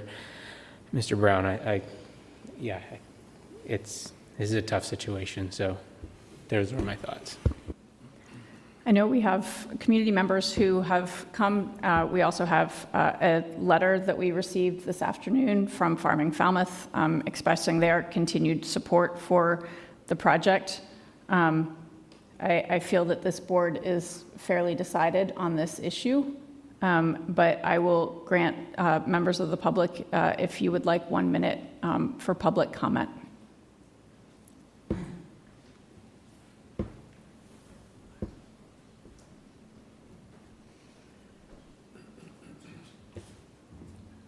Good evening, Madam Chair. Michael Glasso. I'm the managing member of Bushwood 545 LLC. And I wonder, for someone who spent 5 years on this project and $500,000 of our own money, if we could have more than 1 minute. Yes, you may, sir. Thank you. I don't know what the rush is. I think Mr. Brown had a good question. Why are we rushing to terminate a project in funding for something that the community wants, the community has supported, this board has supported, because it's a condition in a purchase agreement? That is why we are rushing to terminate our funding? There's a condition in the purchase agreement, if you read it, that says that the buyer needs to get $2,500,000 or $600,000 from the town in order to close. Why are we willing to give up something that we all love, a historic building in our downtown that has been awarded over $5 million from the state, $3.4 million from you, been determined to be a National Historic Landmark building, and we're willing to give that away? We're being bullied. We're being bullied. I've dealt with Mr. Mamry, Jim Mamry, not Jonathan Mamry, Jim Mamry, for over 5 years. And yes, we have extended the purchase agreement 3 or 4 times with their cooperation, and because someone else steps in and has offered them an offer to sell the property, of course they're going to say don't interfere. Who won't? They want their money. We've got the money. Let's use the money to get the project we want, not be bullied by a seller. I mean, that's the bottom line. Let's get what we want. Let's use our money the way that we want to, the way the community wants to. We don't even have plans or anything of what's being proposed for the site. And you're willing to take $3.4 million away from a project that this community wants and deserves for our workers? There's nothing like this. There's nothing like this project in the state. I think we need to work a little bit harder. I've proposed that we put together a subcommittee that would meet together and try to find some solutions. There are solutions besides killing this project. We haven't explored them. We need to take the time to do that. If we can't find a resolution, after doing that, meeting together, we've got to put people together to get what we want. It's a little bit of work. So I would hope that you would reconsider and allow us to continue to work on this and come back with a better solution that doesn't destroy a historic building or housing for our workforce, just because it's a condition in a purchase agreement.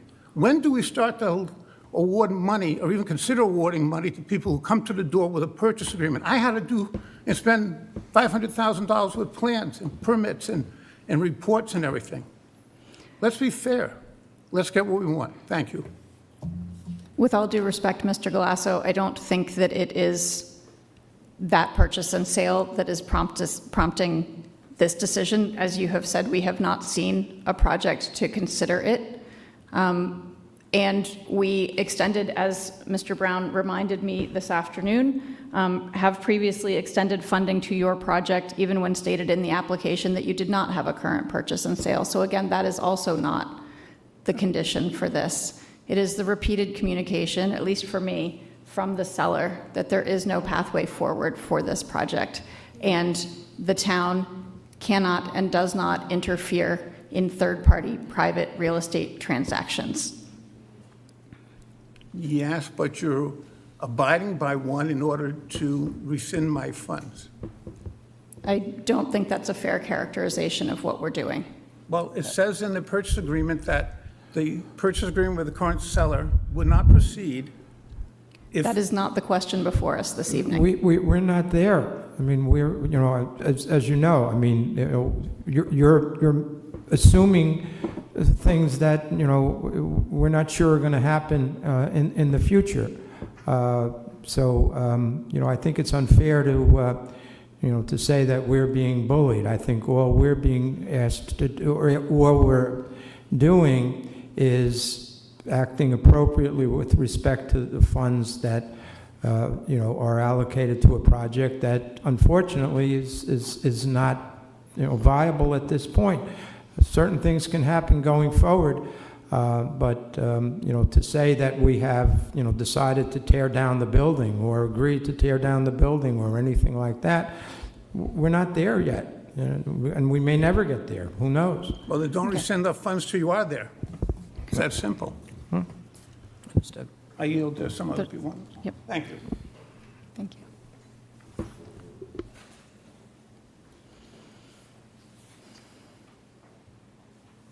Hi, I'm Ellie Costa with Falmouth. Thank you for giving me an opportunity to speak. I just would like to say, with all due respect for you and how difficult this decision is, that it was said that the select board should not interfere in the private negotiations, the private affairs of business, something happening outside this board.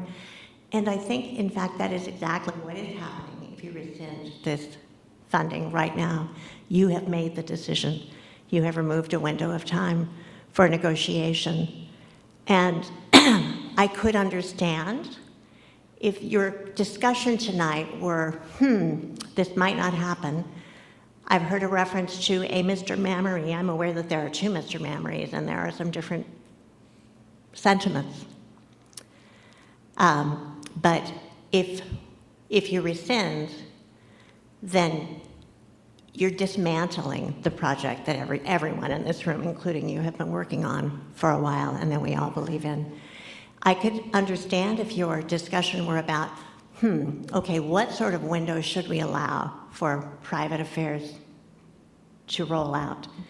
I know that when you awarded the affordable housing funding, I think that there was a condition for grounds to break in 3 years. So nobody's saying wait 3 years.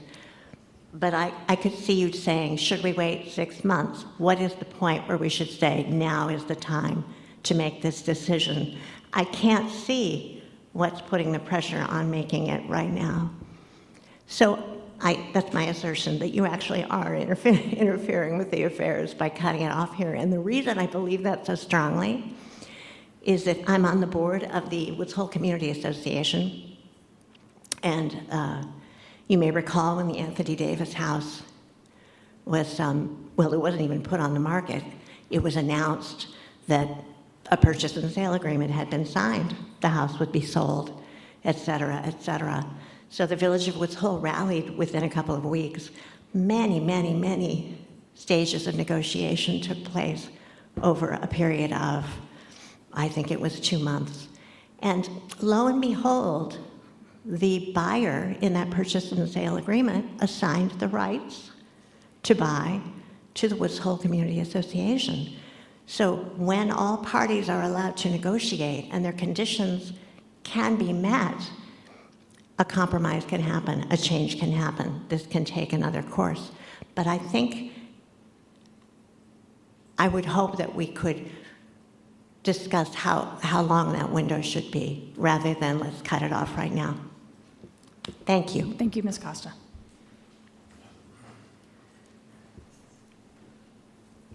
Over here, and then, sorry. Hi, my name's Ann Pride. I strongly oppose rescinding the funding Mr. Galasso received. I do think it sets a terrible precedent.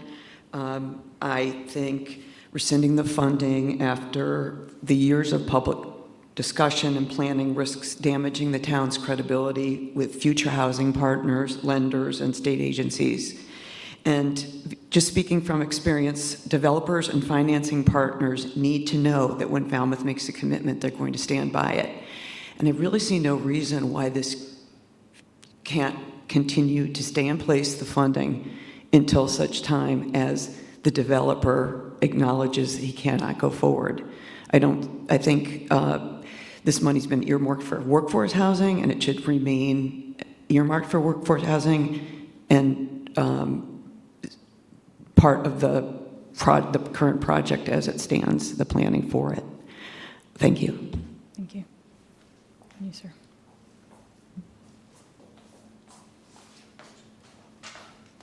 Craig Martin, Precinct 9. I might be playing semantics, but I understand Selectwoman Klein's explanation that we don't deal with private real estate transactions, but I'm not so sure we can call this strictly a private real estate transaction. I mean, the housing corporation is essentially, with our funding, the public funding.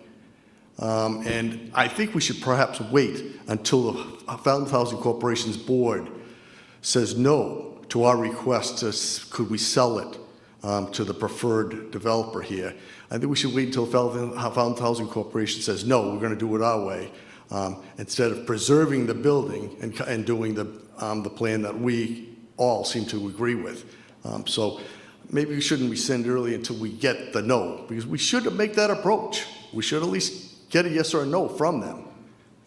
And I think there's a chance. Thank you. Thank you. We believe we had a motion and a second there. No? Not yet. Okay. Do we have a motion?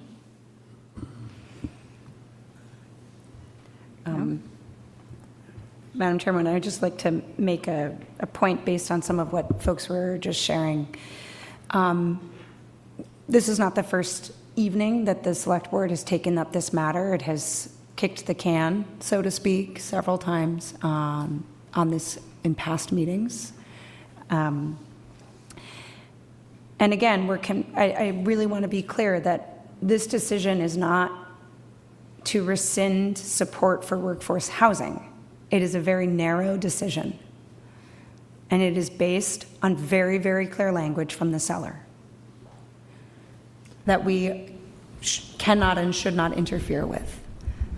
That said, I also just want to make a note that the balance of the Affordable Housing Fund is quite low at the moment, and people will not bring forward new projects if they do not feel that there are funds available to them. So by rescinding the funds back to the Falmouth Affordable Housing Fund, we are saying to others in the community that we do have funds available, and maybe we're no longer going to prevent them from bringing forward a project that they might have hesitated to bring forward, considering the balance at this moment.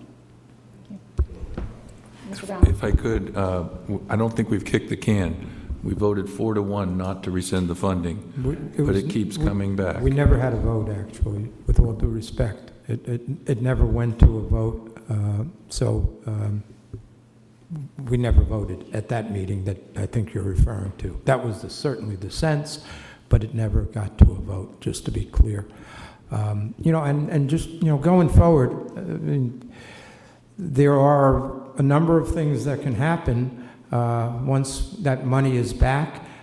in the Affordable Housing Fund are available for its use, and some of the suggestions that have been made, may actually come to fruition, and an application come before the Affordable Housing Fund to support such a project or such an application. So I don't see that as being determinative of what our discussion is this evening. There's still a number of possibilities out there, including apparently Falmouth Housing Corporation's a project, or at least their contract, which is dependent upon this board as trustees granting funds in support of it. So we haven't even gotten to that point yet. So Mr. Hargraves, did you want? Peter Hargraves, Precinct 9. I just want to get on the record the other side of the story here from the citizens' comments, because it's been kind of one-sided. And first of all, I'd like to thank my elected officials for the thoughtful discussion and perspective on what we're talking about here. And frankly, if I took the point of the property owner and I was at the other end of this discussion, I would consider that I was entering the territory where I would be considering a lawsuit for interference with my rights as a property owner.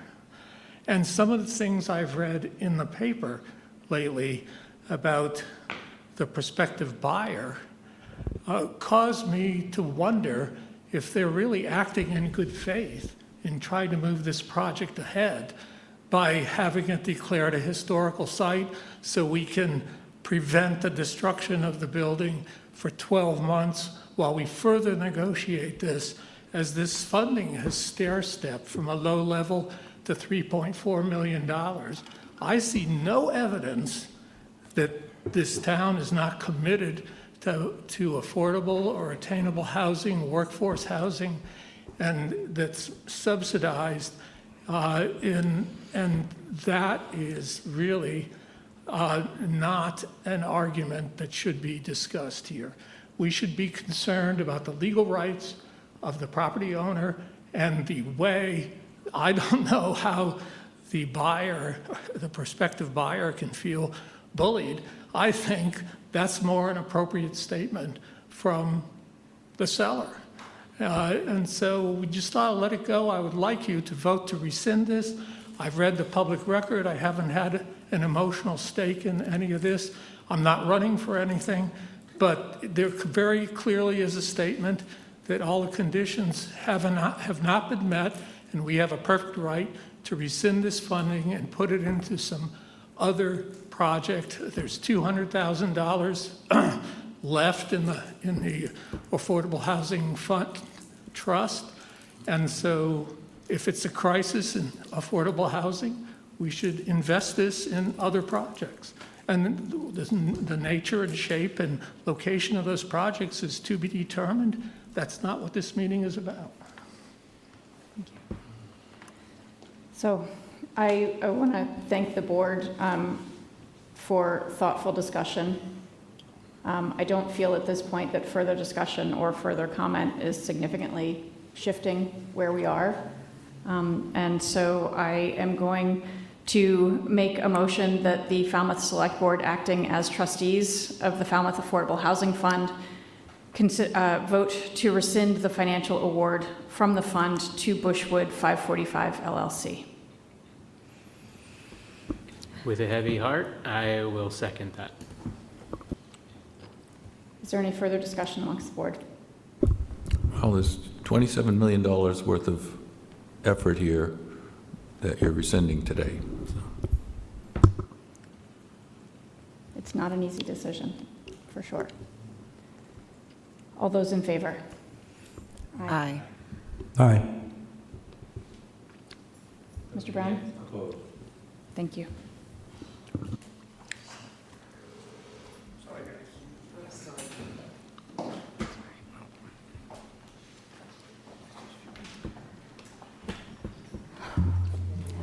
Our next item of business is a presentation and discussion of long-term fiscal planning with summary tax impact estimates for upcoming operating and capital budgets. Thank you, Madam Chair. As you all recall, 6 months ago, literally almost to the day, I gave a budget, FY27 operating budget presentation to the Select Board. In that presentation, I talked at a very high level about a forecasted 5-year gap, revenues versus expenditures. That generated a lot of discussion, rightfully so, leading to an April 27th presentation by then Finance Director Laura Citron. Laura spent an enormous amount of work putting together some really detailed data to show that gap and some of the reasons for it. Tonight, Peter has followed that up with an equally, if not more so, a strong effort to compile a bunch of data in a relatively short period of time. Peter's going to take a look at, again, these gaps in the operating and capital budget, but importantly, talk about some ways that we can mitigate these gaps through the use of property tax exemptions. So I'm going to turn it over to Peter. And again, Peter, I want to thank you for the tremendous amount of work that you put into this presentation. Thank you. For the record, Peter Johnson-Staub, Assistant Town Manager. So as Mr. Renshaw just outlined, we are tonight building on the considerable work that Finance Director Laura Citron presented at a meeting in April, which we collaborated on, but she really did the bulk of that work. I will also say that, we're viewing this as an iterative process. So we have new information to present tonight that, hopefully is helpful and informative, and fully expect that it will just prompt more questions from the board and perhaps the community. And so fully expecting this to be an ongoing conversation with more information and more analysis in the months to come. So the point of emphasis tonight is identifying the tax impact of all of the operating and capital shortfalls if they were to be addressed by tax increases. And that, of course, is not our plan. The town manager and I are not proposing that we simply look at the long-term forecast and do it all as estimated and raise all of those shortfalls with tax increases. Not at all what we're intending, but I think it was Select Board Member Colin Reed that asked, what does this look like in terms of tax burden when we put it all together? So that's what we're doing tonight, is we're putting it all together for illustration purposes so that you can see what it looks like, again, with the understanding that as we move forward with our operating budget plans and our capital budget plans, that we will be exploring a variety of alternatives, including tax increases, yes, but including belt tightening, budget cutting, grants, fee increases, all sorts of opportunities to meet the community's needs and objectives while limiting tax increases to the greatest extent possible. And on that last note, mitigating tax increases, tonight we are going to continue that conversation about residential tax exemption. So this is something that the board has been strongly supportive of, has already voted to implement a residential tax exemption for fiscal year or beginning in fiscal year 28. And tonight we're just going to get a little bit of a closer look at layering what are the tax increases like, and then how would the residential tax impact affect that for various categories of residents. So this slide, and I tried to come up with slides that had as few numbers in them as possible, but there are still a lot of numbers that we need to take a look at in order to have a thoughtful conversation. So these first two slides are going to be looking at the operating budget forecast. So that forecast itself is unchanged from what you saw in April. So the top line here, the top row, total expenditure forecast, that's unchanged from what you saw in April. Total expenditures based on a series of assumptions that went sort of in broad categories, applying a percentage increase to various categories to estimate what our operating budget looks like. And then similarly, a set of assumptions, what do we think our revenues are going to look like? And the sum of those two is that we expect to have a gap. So that's the top line, total expenditures. Second line, estimated deficit shortfall, as I just referenced, the difference between those two forecasts, revenues and expenditures. I do want to point out that second line, estimated deficit shortfall, that is cumulative. So if we look at fiscal year 29, for example, it says 3.9 million. And we look at the year prior, 28, 1.4 million. When we close that gap in FY28, the shortfall going into FY29 is reduced by that 1.4. So we don't add the 1.4 to the 3.9 to look at what would the shortfall be in FY29. That 3.9 is the sum of the shortfalls of 28 and 29. So I did want to make that point. So the next line, tax rate impact cumulative. So again, that's going, if we were to take that $1.4 million gap in 28 and solve the entire thing only with a tax increase, that would result in an increase, next line down, tax rate impact 6 cents. And then we're applying that tax rate to the median tax bill, and the median single family home is assessed at $791,880.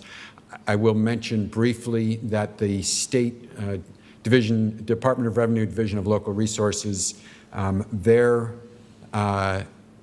reference point that they use in a lot of their tables is average single-family tax bill. We're using median because it's more common. There are a lot more people at the median level than there are at the average level. That average number for reference is $1,028,000. Do you mind if I interrupt? I don't understand that. So median represents the number that is, you have statistics. I'll do my best to define it. You have a series of data points, right? And if you add them all up and divide by the number of data points, that's the average. So for single-family tax bills, that's $1,028,000. If you look at what is the middlemost value of all of those values, the middlemost is the median, 791 in this case. Okay, excluding the extremities. It's better, it's less skewed by the extremes, exactly. Okay, Yep. thanks. Yep.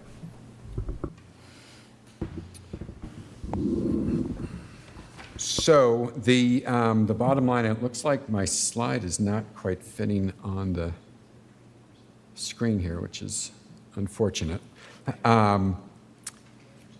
We're taking this all the way out to 2037, and the cumulative tax rate impact is $1,058. Here, let me just, there, now you can see it on the screen. So the median tax bill impact, it builds up from $47 in 28 to $499 in 2032 and up to 2037, again, in this fictional illustration that all of these shortfalls are addressed with tax increases. The cumulative tax increase would be $1,251 by the year 2037 on the median value home. Now, I do want to also point out, I did not include in this calculation the tax increase that's within the levy that doesn't require debt exemption or an override, so that 2.5% annual increase in the tax levy that's allowed, that's not included here. So the actual tax increase would be greater than the amount shown here. May I ask a question? Does the 791,880 stay constant throughout the 10 years in your projections? Correct. Yes, it does.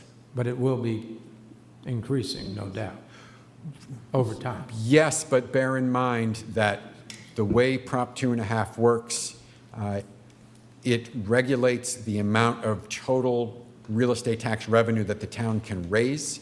So if values were to go up 20% next year, the town cannot collect 20% in additional revenue. The values go up, the rate goes down, and the town, what's regulated is the town's allowed to raise total revenue of 2.5% more. So the increase in Is that- real estate values will not increase the average tax bill, actually. What increases the average tax bill is taking that 2.5% tax rate increase that is allowed by law.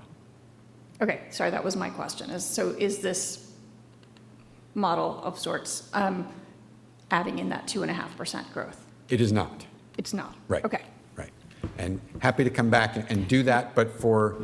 Yeah, totally understand that we're doing a rough look at the numbers. Just want to understand what... Yeah, and specifically wanting to focus on these decisions, these forecasted shortfalls.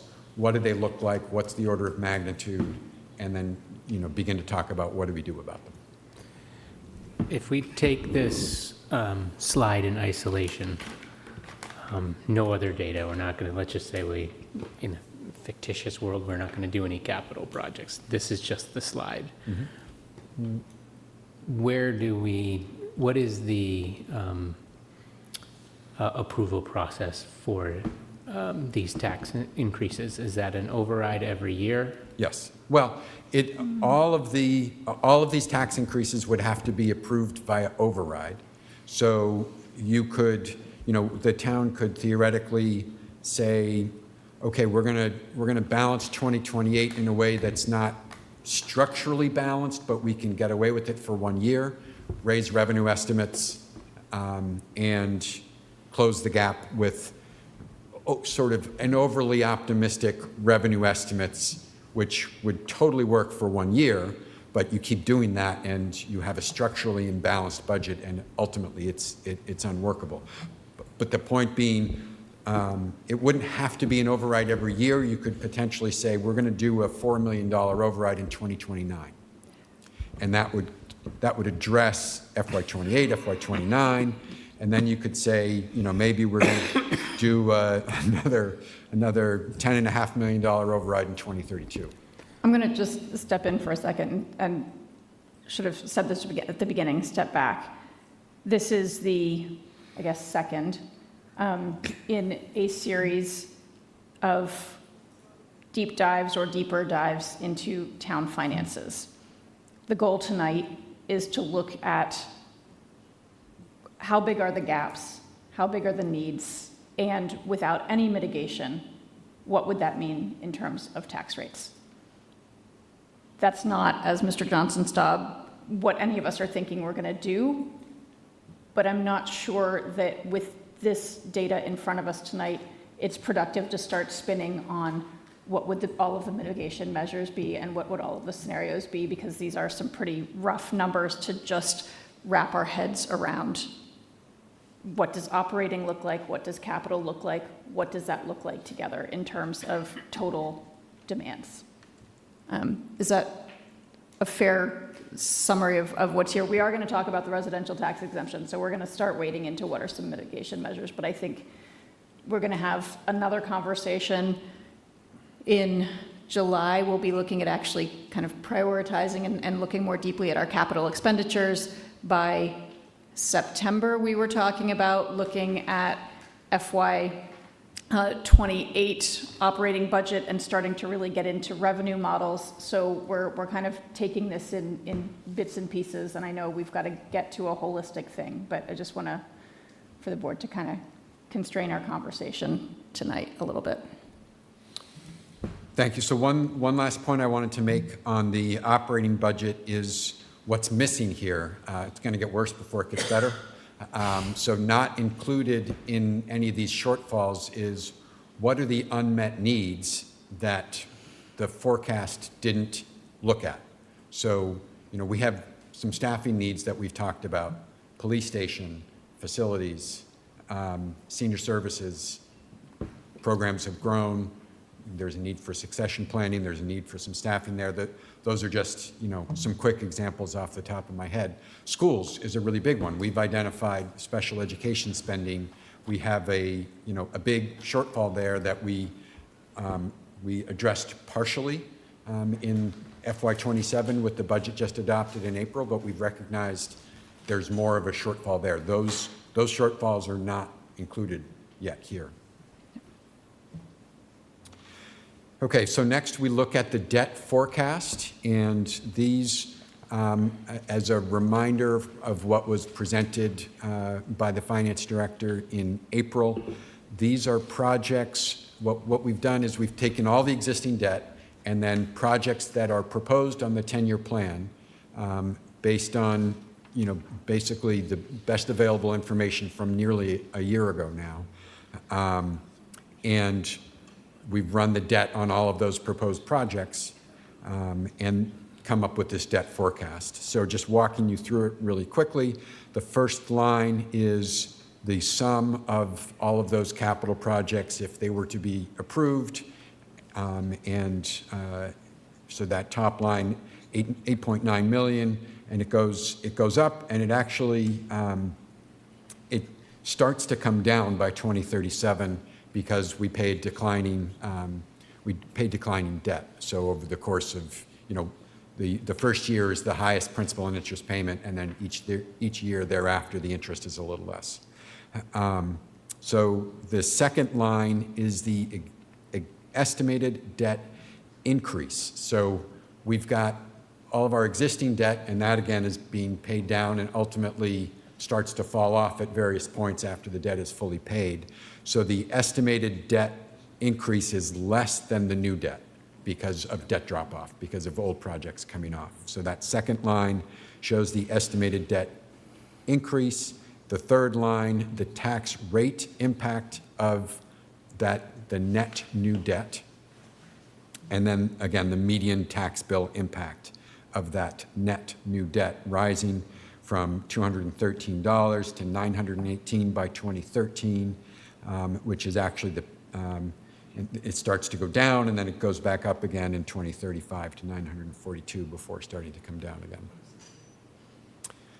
So we're going to ultimately sum all of these things together, but I'll pause there. Any questions on the debt slide? So when I look at the tax rate impact, the first few years, the first two, it's smaller. But then when we get up into all the following years, it's relatively similar. Is that a permanent trend, or are those incremental increases? Yeah, great question. So those are all a running net total. So as a homeowner, many of us have a mortgage, one mortgage. Think of it as the town has, maybe 15 mortgages now, and we're talking about adding another 15 mortgages. But some of the 15 are going to get paid off before the new 15 are paid off.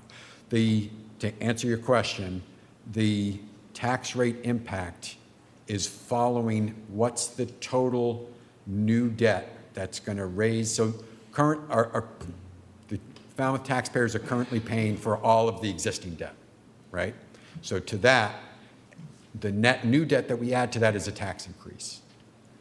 The increases that we're showing here is the sum of all of the capital projects. So it's not, if we look at the year 2030, the tax rate impact is $1.02, and the next year is pretty similar, $1.04. That impact in 2031 is not $1.02 plus $1.04. It's staying right at that $1 point. So that's very informative. So at least that gives us an idea that we're going to have a somewhat of a stable number that we need to target. Hopefully it'll be a smaller number because we'll find some efficiencies along the way. But I think that's pretty good, good to know. Ms. Klein, did you have a question? I just want to make sure I'm interpreting correctly. So when I look at the capital projects, this debt forecast includes wastewater projects, because in that first presentation, wastewater was separated, right? We had like projects not including wastewater, and then let's add in the wastewater. And I'm just looking, and it seems like those use numbers including wastewater projects, correct? You are correct. Yeah, my brain is too small to try to separate it all out, and then there'd be too many numbers on the page. I couldn't fit it on one slide. Okay, so this is the third of 3 slides showing the different fiscal challenges that we have. This is cash capital. So first of all, let me define what we're talking about. Sometimes it's referred to as pay-as-you-go, but it's essentially all of the capital improvements that we would not plan to fund with borrowing. So the biggest funding source for those is free cash, but there are some other funding sources, transfers from prior projects. It could be grants, it could be community preservation, trying to think, capital and debt stabilization fund. We're going to be doing some, proposing some golf course capital improvements funded from a special reserve account that comes from lease revenues. So these are all of those non-borrowing capital projects. And showing total estimated expenditures, again, on the top line, cash capital estimates. And in this case, actually, the highest number is 2027, and then the numbers go down from there, and that's fairly typical for what we see in the capital improvement plan. And then the estimated shortfall is based on assumptions that we have $15 million in free cash available each year, and then there are some drawdowns that are assumed here for the first 3 years from the capital and debt stabilization fund. So this chart is showing, again, the tax rate impact, and that impact rises from 13 cents or $103 on the median home to peaking at, in FY 2033, a shortfall of $6.5 million and $222 tax impact on the median home. And then because the requests tend to, we know more about requests in the coming 5 years than in the coming 6 to 10 years. So oftentimes those requests are a little less. So that shortfall goes down. So in this case, these numbers are not cumulative. This is 1 year at a time planned spending. Any questions there? All right, let's add them all together. Sorry. Because it makes no sense. Mr. Doobie, can you please come to the microphone? And it's the same way with the tax rate impact, it's still averaging, not incrementally. They're individual one-time increases in this case because it's one-time cash capital. So they're not building, so you wouldn't, in FY 29, you don't have, the taxpayer wouldn't be asked to pay 22 cents plus 13 cents on the rate, or 174 plus 103. It would literally be in 28, 103 for that year only. 29, $174 for that year only. Okay. Richard Doobie, Precinct 6. I think you just answered it, but if you can go back to your debt forecast, estimated increase in exempt debt resulting tax impact, the median tax bill impact, 2028, is $213. Am I understanding that your tax bill would go up by $213? Yes. Okay, so in 2029, it's $356. Is that on top of the $213? No. No. That's Okay. the total. So the maximum amount that we're seeing on this would be $942? Correct. Thank you. Thank you. Okay, so now we add up all of those tax increases on an annual basis, each year, 2027 to 2035. And in 2027, the sum of all of those tax increases is $5.6 million, 24 cents on the tax rate, $190 on the single-family home, and you see those dollar amounts rising to $1,000, to $1,800 in years 2034 and 2035. And again, I put the note on the slide there just to make sure I didn't forget. This does not include the 2.5% increases within the levy limit. This is just the impact of the shortfalls if we were to address all of the shortfalls in all three categories only with tax increases, which we're not proposing to do. And it also doesn't include debt exclusions, because they're excluded, right? So it does include the tax impact of debt exclusions. it does include it. Okay. Yes. Thank you. So, if I may, just, so where does the overall number come from? In 2027, $190. It comes from the sum of the operating deficit, the debt impact, and the capital impact. Right, so, but in 2027, the median impact was 0, if I'm right, on Yeah. the operating budget Operating. forecast. Yeah. And then the next one is $213 in the next slide. I just want to make sure I'm understanding. So the debt forecast, Mr. Muscali? Operating budget FY '27, there's no shortfall. right, but in, The debt forecast, the next slide. yeah, the debt That's 28. forecast That's is- 28, not Oh, 27. okay, so I'm sorry, so let's look at 2028. So the median tax impact on the operating is 4751. Yep. It's 213, right? Yep. The next slide, and then 103. And that should equal 364, but I don't think it does. 350. 2028. Right. 3 point. So 364, right. If I can still do mental math at this hour.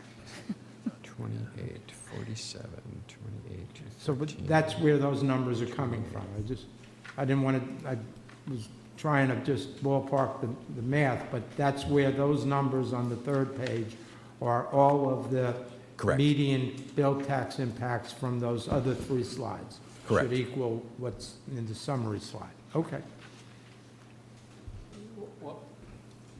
What would it take to include the tax increase within the Prop 2.5 levy limit? What would it take? Yeah, I mean, it does, you note that it does not include it. Yeah, happy to come back with those dollar figures. That's easy enough to do. I just don't have it. Helpful so that we today. know, again, this is Sure. do everything and fund everything in every possible way. Yep.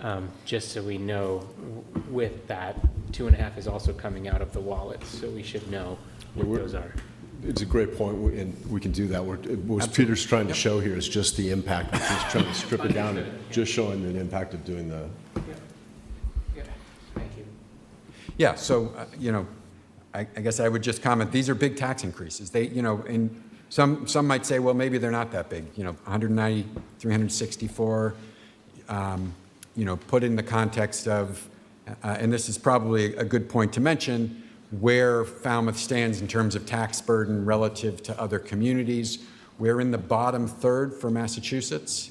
So if you take the 351 cities and towns in Massachusetts, we're just, we're right about at the point where 1/3 of communities, slightly less than 1/3 of the communities have a lower average tax bill, and 2/3 have a higher average tax bill.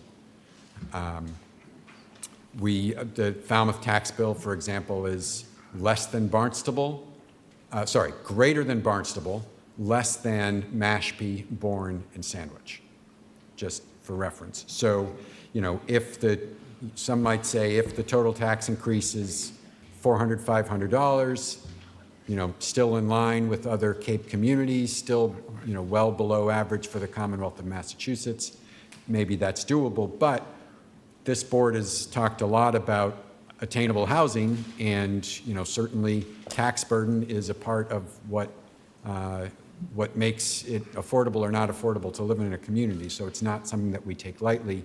And again, these increases are on top of the regular 2.5% increase. So now we're going to, thankfully, we get to stop looking at the dizzying numbers and talk about the residential real estate tax exemption for a moment. I know the board is well familiar with it, but for the public benefit, I'll go through some of the basics very quickly. This is a tax exemption for which property owners are eligible if they apply. First of all, it's an application process. So the homeowner has to apply and submit a tax form and certify that, that it's an actual federal tax form showing that their primary residency is in the town of Falmouth. If they document that, then they're eligible for this residential real estate tax exemption. The effect of the town adopting this exemption is that it shifts a portion of the tax burden from those who can document that their primary residence is Falmouth to those who cannot, who do not have Falmouth as their primary residence. And there are two categories of taxpayers who will pay more, who relatively under the residential exemption than they would if there were no exemption. The first category is those who don't have Falmouth as their primary residence or didn't apply. And the second category is those whose property values are very high. What do we mean very high? Well, it's over a threshold, and the threshold is determined by two things. One, how many residents are eligible and apply for and receive that residential tax exemption. Our analysis, we don't have precise data, but we estimated it in two completely different ways and came up with 52%. We believe is roughly the number of residential property owners who might have a primary residence for Falmouth. So that percentage is going to be a big factor in determining where that threshold is.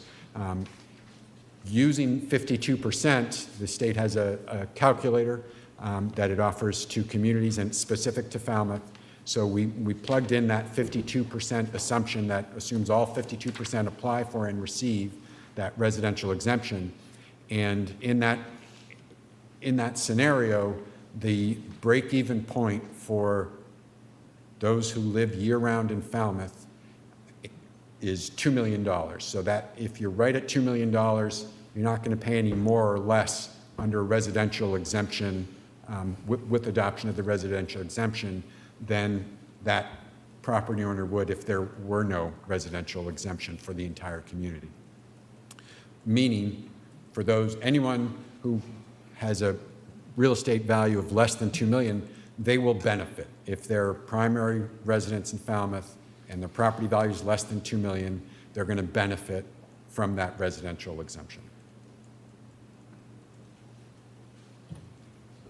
If your property's worth more than $2 million, you likely will end up paying more. You will, correct.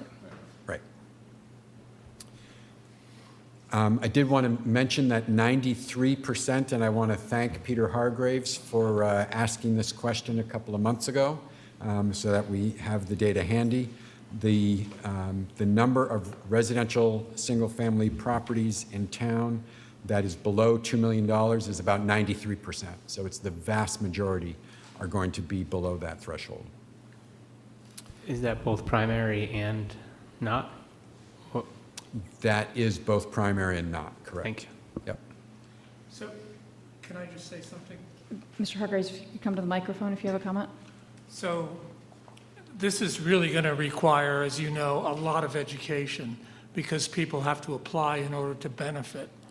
But one thing that's not clear unless you study it is everybody is entitled to, everyone who meets the qualifications of having their domicile here is entitled to an exemption.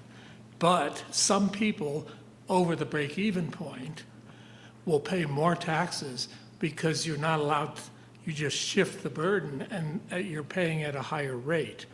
So you have to still apply and get the exemption in order to take advantage of the exemption, even though your taxes might be higher. So it's confusing, but if people think, well, this isn't a good deal, if they read and understand what you've prepared here, they'll know, they'll ask, where is the line where I can sign up for this exemption, I think.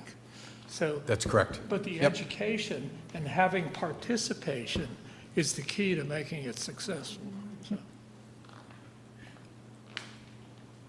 Agreed on all counts.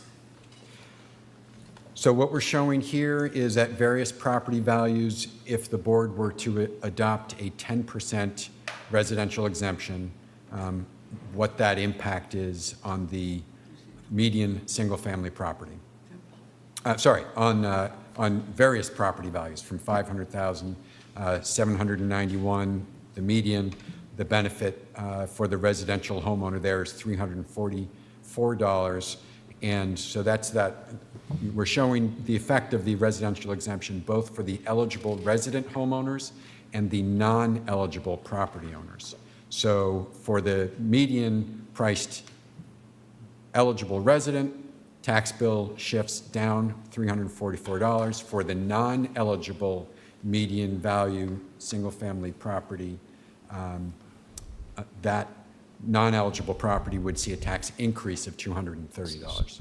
So, I mean, at the end of the day, what we're looking at is what's the greater impact on our people who are non-residents or people over $2 million, right? I mean, at 10%, residents are getting X amount. At 35%, we're getting a lot better deal.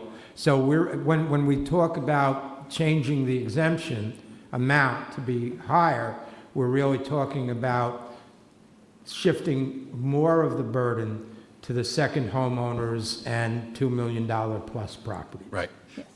Exactly right. The residential tax exemption is revenue neutral, so the town doesn't get any more or less revenue. So the money shifted from one category has to be paid by another category. So I mean, we knew, or we know when we started talking about it, that I think Mashpee and Sandwich had gone in with 10%. Everybody was kind of figuring we start low, and I'm just wondering, do we really want to start low, or should we believe, thinking about 35% and what it, especially in light of what our, tax situation and revenue situation is going to be? So if I could, just go to the next slide. I know you've probably already seen it in the packet, but for the public, so that we can compare the 10% and the 35% and then continue that conversation. At 35%, the benefit to the eligible resident homeowners is quite a lot larger. And we'll see in the coming slides, when we layer that, we go back to the cumulative tax increase of the shortfalls, how this can really have a pretty We're not even talking about 50% as a seasonal community possibility. Right. But before we go there, I think what we really should do is look at the shortfall. We saw that the tax rate impact levels out, so we know we can kind of get a target there of that $1.80 or 40 cents, whatever it was, and then work backwards and see if the 10% works for us, because it might. We don't know yet. Yeah, no, that's exactly the conversation that we were hoping to foster with this information. Mr. Reed, did you have a question? No. Ms. Klein? And so I'm interpreting correctly here that it also shifts the break-even point higher. Am I correct in that interpretation? Right. And it's not a lot higher, but you're right, it's a little bit higher. It's a little higher. What's going to shift that number a lot more is the number of eligible property owners that actually come in and file for that exemption. So that 52% number. If that changes by 10%, that's going to move that $2 million number quite a bit.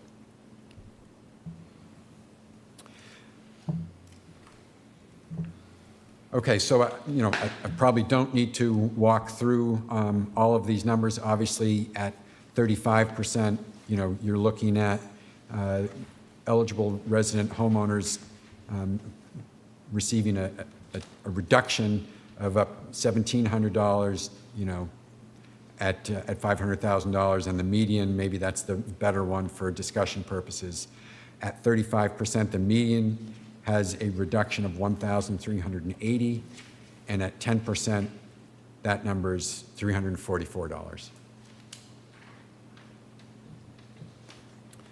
So now, Mr. Brown, to your point, we start to look at the layering, looking at the cumulative tax increases that we identified from the 3 forecasts before, and then how does it look with a 35% residential exemption. And I did want to illustrate both sides, right? So this slide shows the benefit for eligible year-round residents. And we're talking about a net reduction in taxes for FY '28, '29, 2030 for the median single-family home.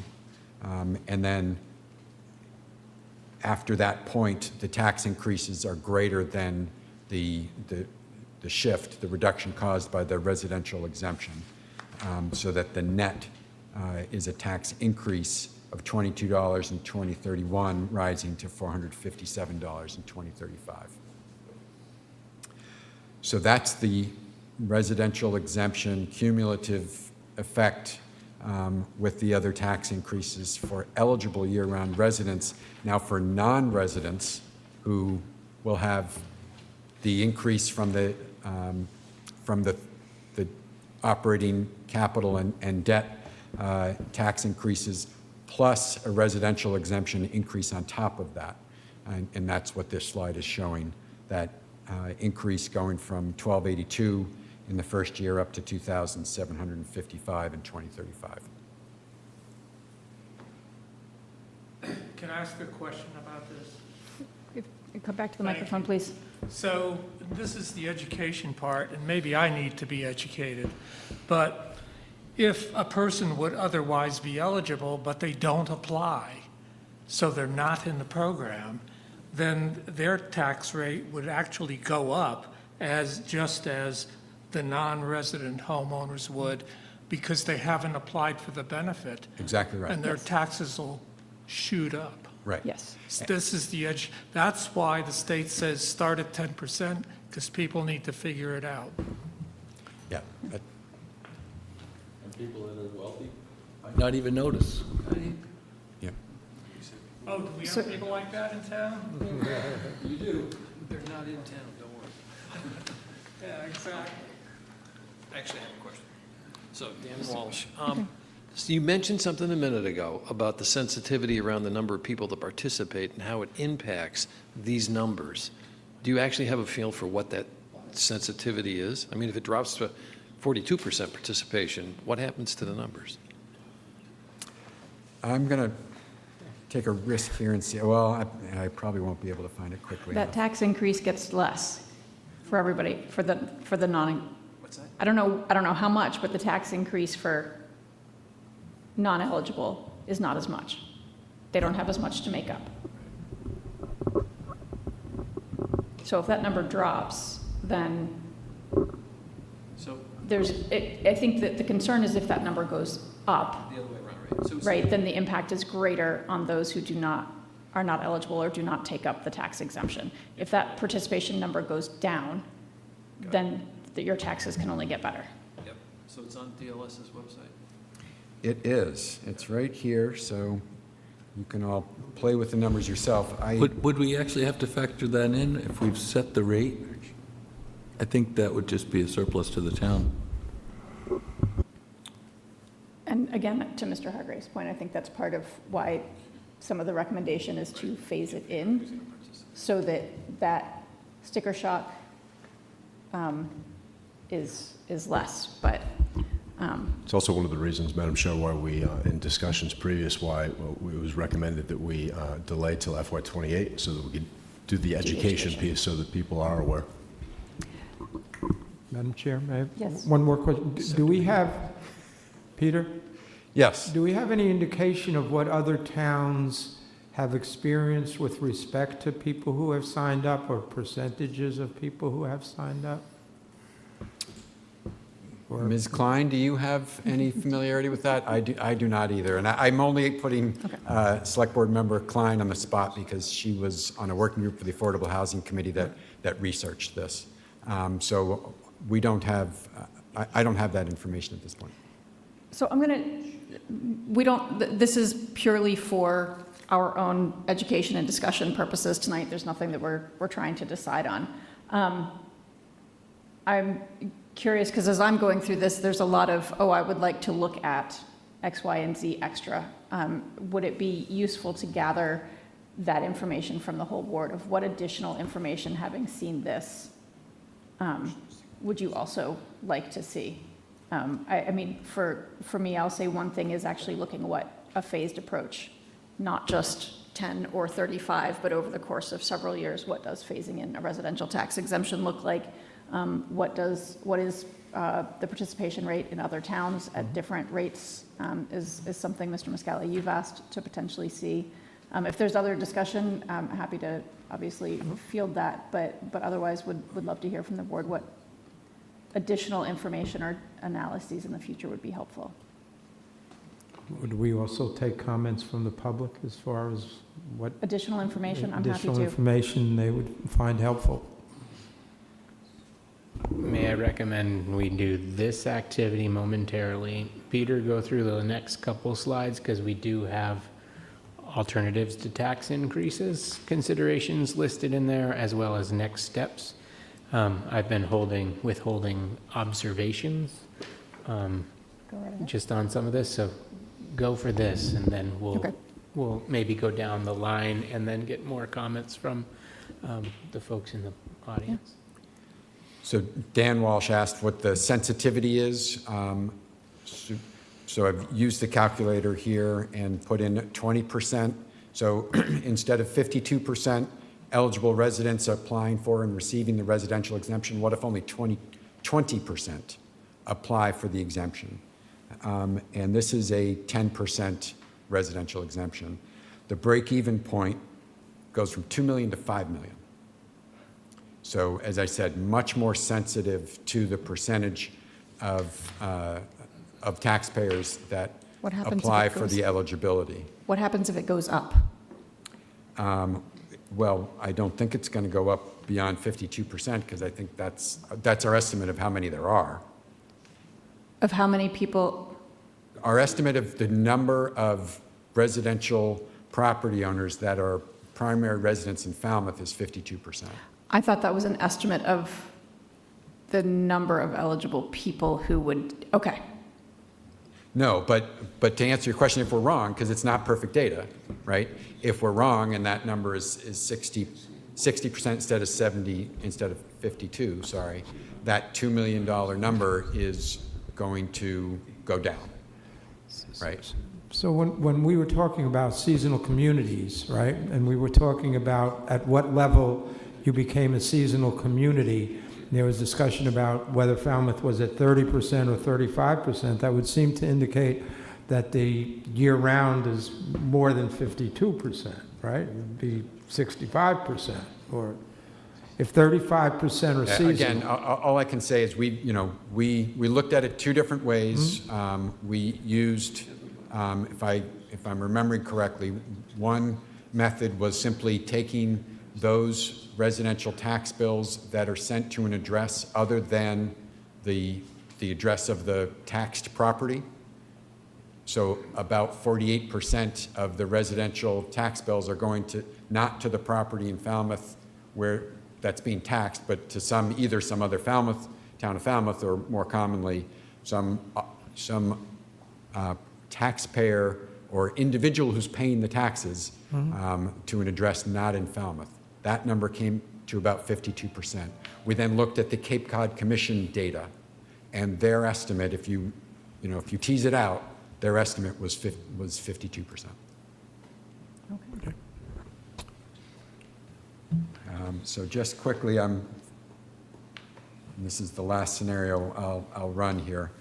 At that 60%, if the best available data isn't right, and it's 60% instead of 52, then the break-even point goes down from 2 million to 1.7. Okay.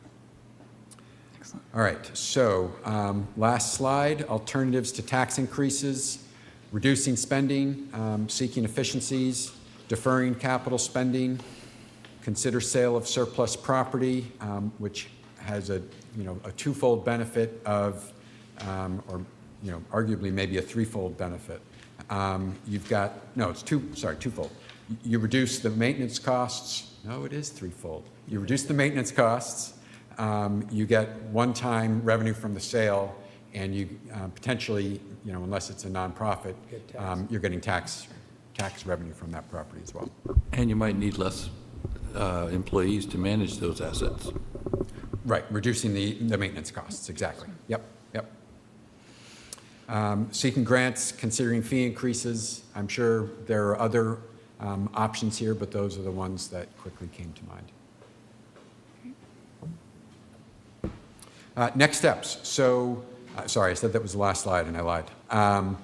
The next steps, as we said, this is an iterative analysis and community engagement process.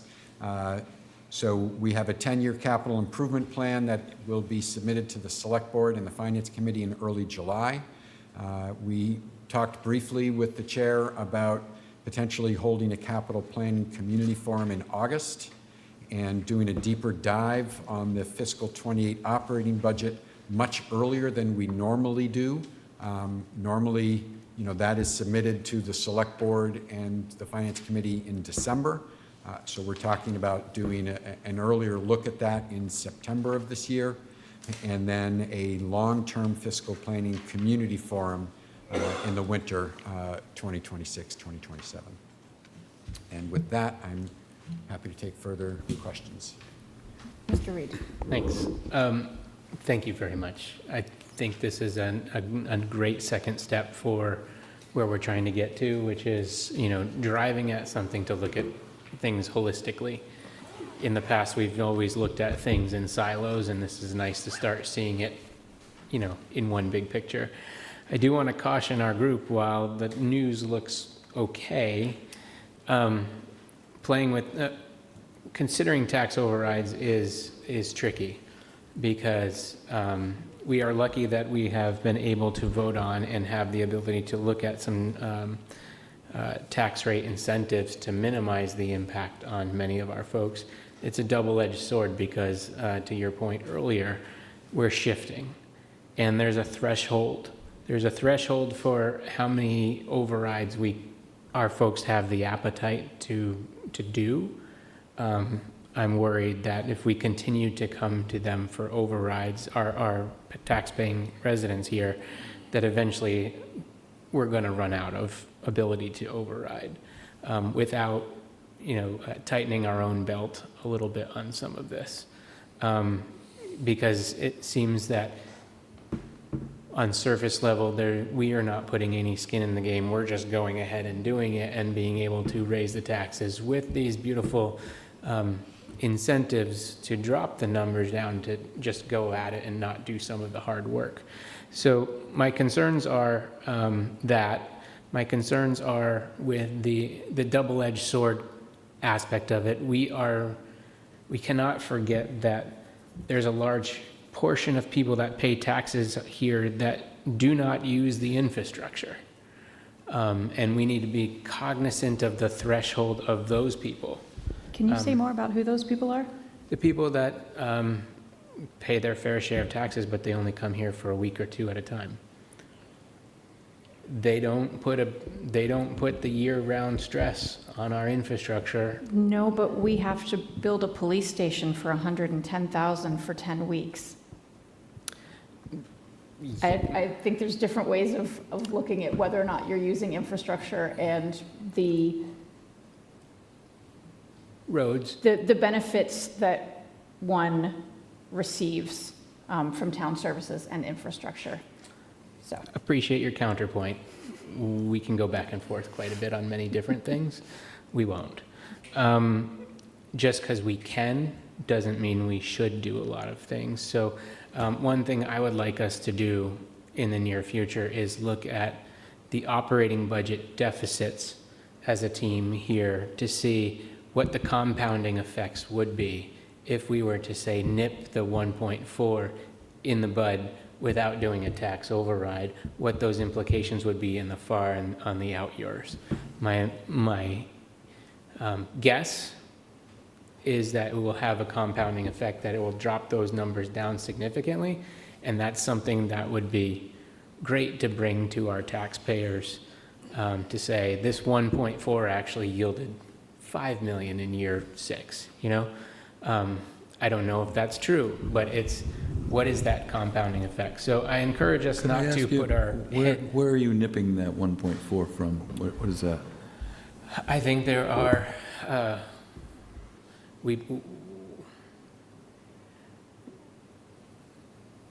we have income that we have not received, is my understanding, that we can get. We have outstanding receipts.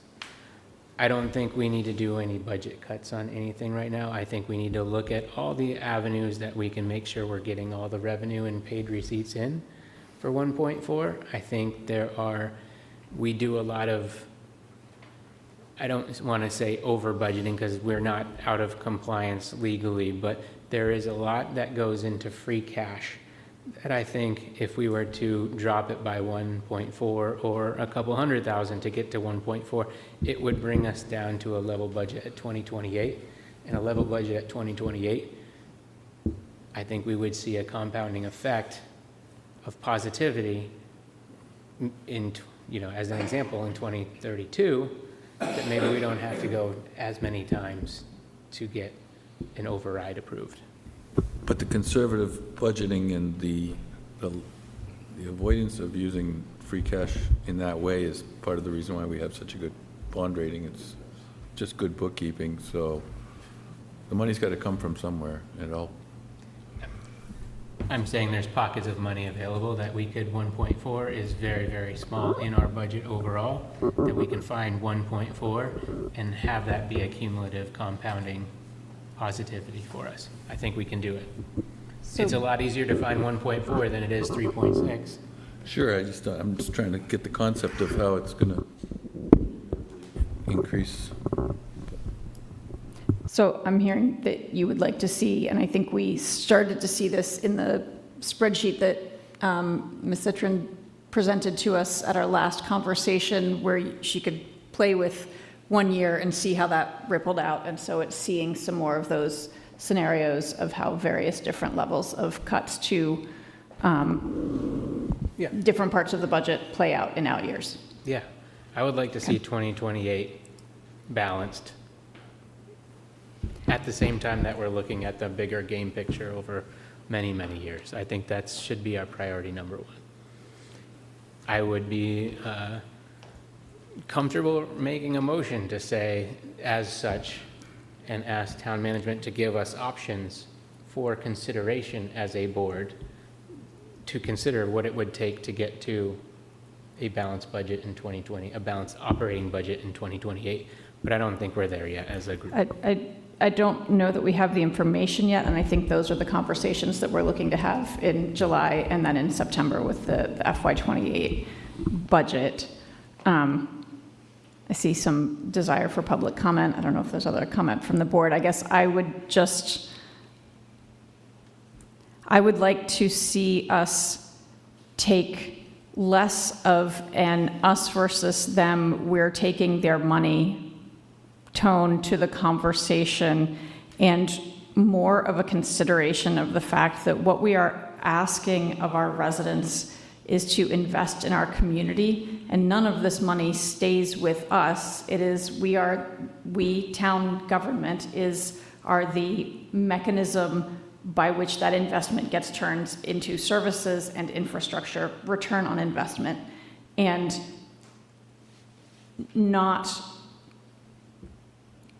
we have a history of underinvesting in our community, and it has landed us in a very tight situation here, and I would not like to see us fall back into a situation where we just cut to make sure that we never have to look at taxes without thinking about what it is that we're giving up and foregoing in order to do that. So, Mr. Doobie. Just a quick observation. We heard during the presentation by our finance director that inflation was a main cause of, but our operating budget far exceeds inflation. We're outpacing inflation by a good deal. So I think however creative all this is, we're trying to solve a spending problem by taxing our way out of it. And that's just not going to work in the end. We're going to lose people, as was suggested here, because they don't want to come to Falmouth because of the tax situation here. And that doesn't do anything to curtail our spending problem. We don't really have a massive revenue problem. We have a massive spending problem in Falmouth. And however much work was put into this and however creative it is, we're still taxing our way out of a spending problem. And I just don't think that they're ever going to meet. I don't think we're going to be able to tax our way into being cognizant of the fact that we're spending too much money. When we look at the fact that we all of a sudden have a need to take care of a roof that started to cave in on a school, that's going to happen over and over again. That's the personality of a town. That's what happens in towns. And taxing your way out of this is just not going to work. We have to curtail our spending some way, shape, or form. I know it's one of the suggestions that the assistant town manager made. I think we really have to focus more on that than creative taxing methods. We're just not going to catch up. Thank you.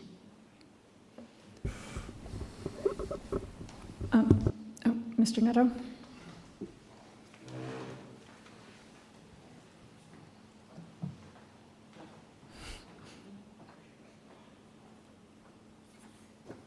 Which one of these what? Joe Netto, Precinct 9. Mr. Reed made a statement that was led into why I was going to come to this podium tonight. And Mr. Doobie just said something that I think is very, very important that you've got to give a lot of thought to. So if I may, I'm here tonight as a town meeting member, and I appreciate the effort in planning and awareness. I mean, it was last August when Mr. Renshaw spoke to the Falmouth Heights Association and said, we have some financial problems, so we've known about this. As a town meeting member, before we meet in October, I would like to know what you're going to do for FY28. Because if you don't have a plan for me at the October town meeting, I might just be one of those guys that just hell with it. I'm not going to vote for anything. I'm not going to buy anything. That's a reaction. That's a negative reaction. And you don't want that. So what Mr. Reed just said, as I was sitting there, and I think it makes sense, it's just like when you get a mortgage. If you pay off extra in the first 5 years, you're way ahead of the game. Your very first and most difficult year in the deficit is what Colin said, that 1.4 million in FY28. And if you can fix that, then that lowers everything for the years after that. And just think about that. That's the, instead of, it's great to look ahead from now and 10 years, but the next year is where you should put a lot of effort. And that leads me to what Mr. Doobie just said, and I agree with that. We didn't get here. I know the reason why we got here according to the FinCom, because we spent more money than we took in. Yes, inflation has a factor. But that's not why we're millions of dollars short in an operating budget. And when I spoke at this podium 2 months ago, whenever, you have to start to learn how to say no. If you think we're going to get out of this by taxing, what happens when the taxpayer says no? I think you have to have some alternatives in place, and you have to look at other ways. And I'll throw this out again because it was missing from some of the things. We pay an extra 3% for CPC. We want to do something extra for wastewater because we just say the normal tax rate is not going to build the sewers and maintain the sewer system. Have you thought about reducing that to 2% and giving CPC one and the sewer abatement, fund that you want to do? Because don't forget that 3% is again on top of the total bill. I think you really, Mr. Doobie made a very, you don't want to hear it.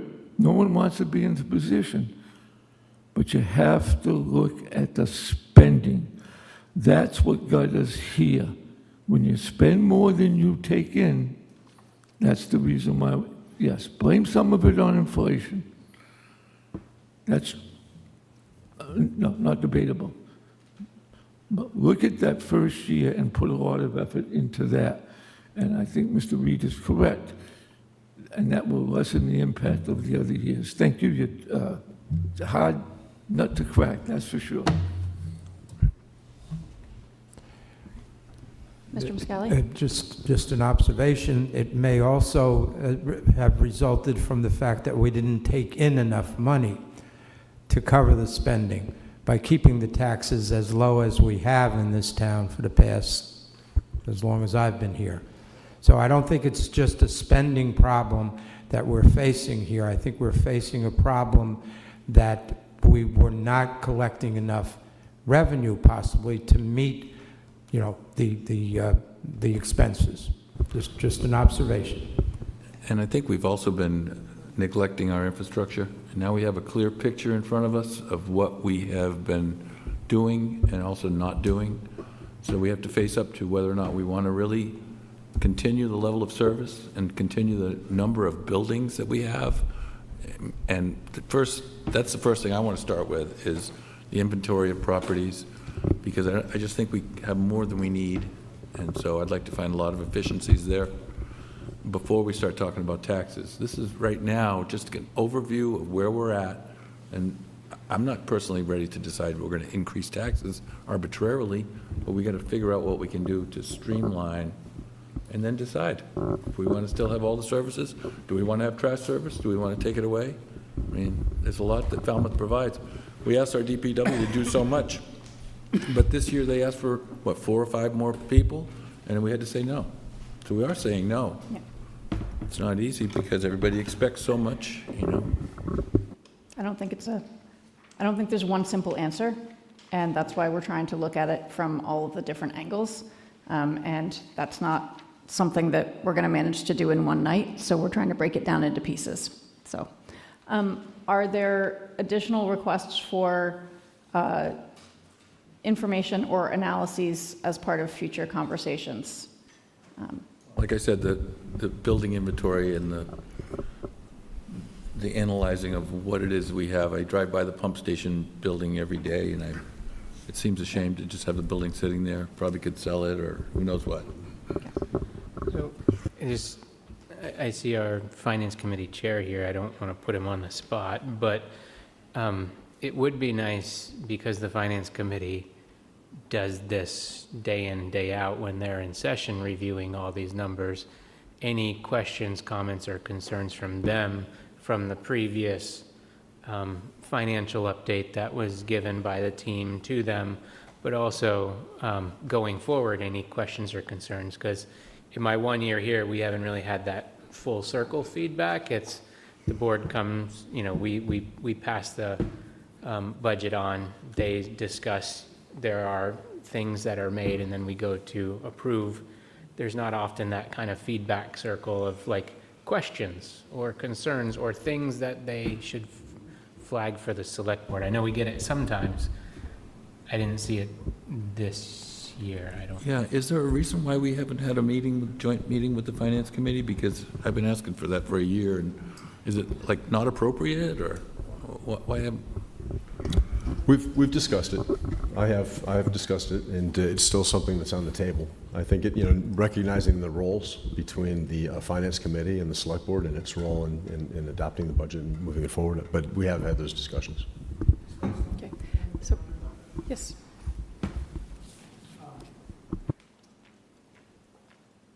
Keith Schwagel, Chairman of the Finance Committee. We haven't had that. It's been discussed with Mr. Renshaw. Be careful what you ask for. That would be the first thing I'd say. We're 15 strong. We do budgets. We do numbers. We know it inside and out. But having said that, when I talked to Mr. Renshaw, I said, give us a very clear, defined agenda so that we're not sitting around just back and forth, 15 of us talking 5 of you. It wouldn't be productive. It would be good if you could, if we had, and I think that's what we were having that conversation for a while, and then it kind of dropped off until we got more further down the road. We're not opposed to it. It would be productive. I could make many comments about the discussion here, all positive. But I think that we could do that if there was this agenda that was very clear, very defined, that it wouldn't just be a hodgepodge of 20 people sitting at the tables talking around each other. So that's what I could not get clear on at all. Yeah, and I agree completely with Chairman Schwegel, and I think what's happened over the past 3 or 4 months has been this focus, rightfully so, on the long-range financial plan, beginning with Laura Citron's presentation in April. And those discussions and this one tonight is going to allow us to kind of shape those discussions and shape the agenda for that future meeting. And speaking of the role of the Finance Committee, it is different than your role. And we get a budget, and we look at that budget that the executive branch provides to the legislative branch, and then we make our recommendations to town meeting. And I personally have told Mr. Renshaw, we stay away from constructing that budget because we would be reviewing our own work if we were involved in your job, which is to construct that budget, do it your work, and then pass it on to us, and then we recommend to town meeting. So I'm very mindful, and I've talked to Mr. Renshaw about not crossing that line. You can view us more like the state Ways and Means Committee. When the governor hands their budget off to the legislators, then they take it and they do what they want and they vote. That's more what we do. So I would be very hesitant to start helping construct the budget. That's why we pay these guys all the money and you guys review it. So we're not opposed to it. It was never kind of, I think we were waiting to get further down the road. I just didn't want to cross lines. That was all, and start stepping into your area. That's why we avoid it. If I could expand a little bit on, this is very good what was presented. I'm glad of it. But I will say what a couple people have commented on. Why did we get into this problem? All of a sudden, we never had deficits, and all of a sudden we had deficits. And so you do an analysis and you say, why is that happening? What changed? And what was the cause of the problem? It wasn't because we lacked a property tax exemption program. It was because we were outspending our revenues. When you track your revenues back, you see revenue increases year over year of 2.7, 2.8%. And suddenly, our budget jumped from 2% to 2.1% to 5 and 6% a year. And you say, well, what the heck happened? And I mean, anybody could say, well, we spent more money. That's clear. We are spending more money than we're taking in. You have to analyze the budget specifically for activities to figure out where that's happening. And it is very clear where some of this is happening. I put your finger on it very easily. As what Mr. Reed said, if I could comment on that briefly. Yes, if you can fix a permanent decrease in your budget in 2028 or 2029, that has a ripple effect. Once you do a permanent increase of that 1.9 or 1.4 and you stick to that, that ripples out through the rest of the years, and you don't have the seriousness of the deficits that you will be confronted with, that you see here. We're assuming that the spending is going to stay at the same rate and the revenue is going to stay the same. You have to change that dynamic. You have to get those back even again to avoid these deficits. And it is possible. It is possible. Without major cuts in services, we can still invest in the infrastructure, but you got to do it more carefully and over more years. So it is possible. I know, Mr. Brown, you said, where's it going to come from? It's there. It is there.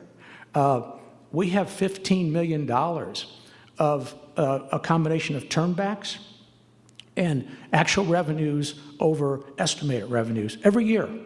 That's the average. And so you can use that money. There is possibilities, and that's why these guys, they're doing, I think, a great job of bringing us into getting this fixed. Tax increases are not necessarily inevitable, in my opinion. I really don't think so. But it's a tough decisions. And Peter's done a great job, and hopefully our next finance director will be able to do it as well. So, thank you. I could share with you the idea that I had was, I think we need to look at our capital budget and how the implications of our operating, because right now we're doing each separately, and I don't think we're putting the two together. Yeah, we're the only community in 351 towns, I guess 350, that we bifurcate our capital and operating budget. Everybody does, in private industry, everywhere, they do one budget. We bifurcate this over 2 periods, and I just learned why. Just a few months ago, I never knew the answer to that, but I did learn it. But so it is what it is. We're not going to change. I think that we had a capital budget, and Mr. Staub said this last one of the precinct meetings. We had an $8 to $10 million use of free cash for capital budgets, and all of a sudden that jumped to $15 million. Year over year, our capital budget was running roughly, 10, 12, $15 million. That's free cash, or below. And then all of a sudden it exploded to whatever it is now. I think it's we're up over this next year. Correct me if I'm wrong, Peter. You promised only 4 items, but I don't think you're going to stick to that. We're up over $100 million almost. Or no, what is it? How much is our next 2029 capital budget? It exploded. We have to start spacing projects out. Every project's important. That's a given. I understand that. The police station, the $150 million for schools, but we can't do it all in 1 year. We're all stovepiped. All these projects are stovepiped. People are planning these projects, the committees, and they're going forward. Peter Hargraves was at the Water Quality Management Committee, and he says, how are you going to afford this outfall pipe with all these other projects? And they said, that's not our concern. Well, Mr. Schwegel, that's what we're going to take up in July. Exactly. Thank you. So so I'll stop there. Thank you for listening. Thank you. Madam Chair, I know the hour's late, and I don't want to sort of continue any debate. I do want to just make one clarification for the record. A couple of folks have said we're spending more than our revenue, and that is false. The forecast shows we have challenges in the future, but we are spending far less than our revenue, which is why we've been generating $20 million in free cash. So just for the record, we have not spent more than we've taken in, quite the contrary. Thank you. Are there other action items or, okay, seeing nothing. Great. Then we will move on. Thank you very much, Mr. Johnson-Staub. Next on our agenda, as we talk about revenue sources, perhaps not the largest, a discussion of a proposed revision to the fee waiver policy. This is not an action item, it's a first read and a direction from the board on the draft that is in your packet. Mr. Renshaw, over to you for... Thanks, Madam Chair. And I feel guilty. Peter's been talking for the past hour and a half, so I'm going to take this on. Although Peter did the majority of the work drafting the draft that's in your package tonight. As you indicated, Select Board first started looking at this issue, asking staff to look at it back in April. As you also indicated, the amount in waivers, the loss in revenue, if you will, is not significant. And we looked at this. We use FY25 as a baseline year, and that special event fee waiver amount resulted in foregone revenue in the amount that year of about $11,500. So it's not a tremendous impact to the revenue streams. Again, board asked staff to look into certain fee waivers that would avoid, well, quite honestly, spending hours of select board time. You all, as the policymakers, I feel that time is better spent setting policy versus considering these waivers. So what you have included in your packet tonight, and again, I want to thank Peter for taking a shot at drafting. It's a rewrite. It's not red line. It's pretty much a rewrite of a policy that, in my opinion, was inadequate to begin with. So Peter has provided, again, some collective thoughts between he and I in the draft that's in your package tonight, and quite honestly, we're not looking for a decision tonight, but we would certainly appreciate any kind of input, feedback on the policy as we currently have it drafted, and then we'd bring it back in a subsequent meeting for a vote.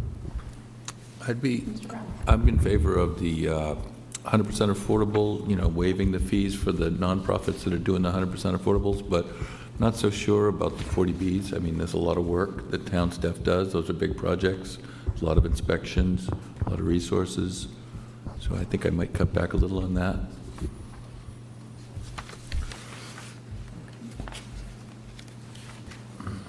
A clarification, though, if I'm interpreting the policy correctly, that it would only apply to a 40B project in which 100% of the units are deed restricted, and that is not true of all 40B projects.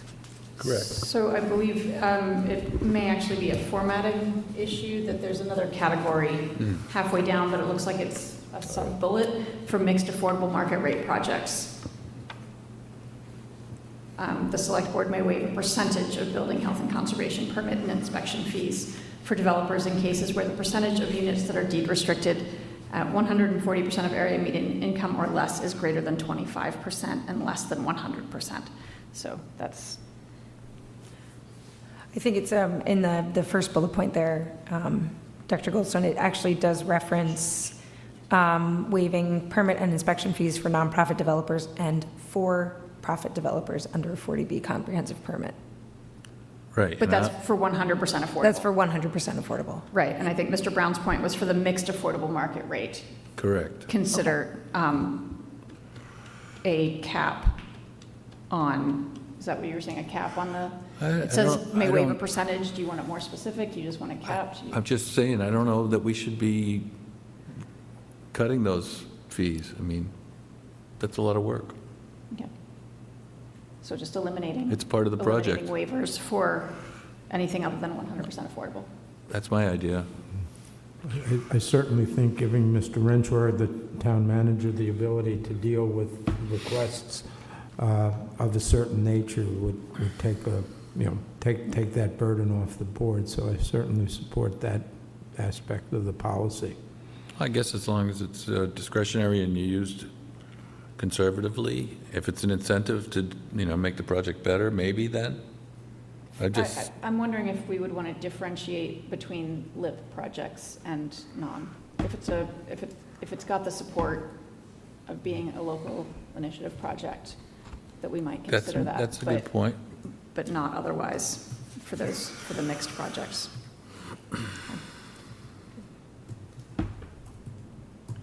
Madam Chair, if I may, so you're absolutely right. There's a formatting glitch that made it more difficult to understand what was being proposed here.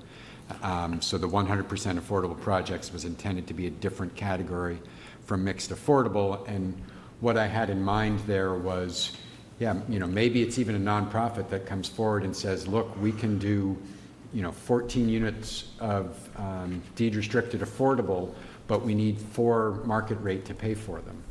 And maybe, you probably wouldn't waive 100% of the fees, but allow some waiver of the fees. So that was the thinking. The LIP idea makes a lot of sense. Maybe you want to say, look, only if this is a project that rises to the level that the board is endorsing the project, then that might be a good way to measure it. Well, so maybe then you'd say that you would cap the LIP projects at maybe 50%, and then the other ones at 25% reduction?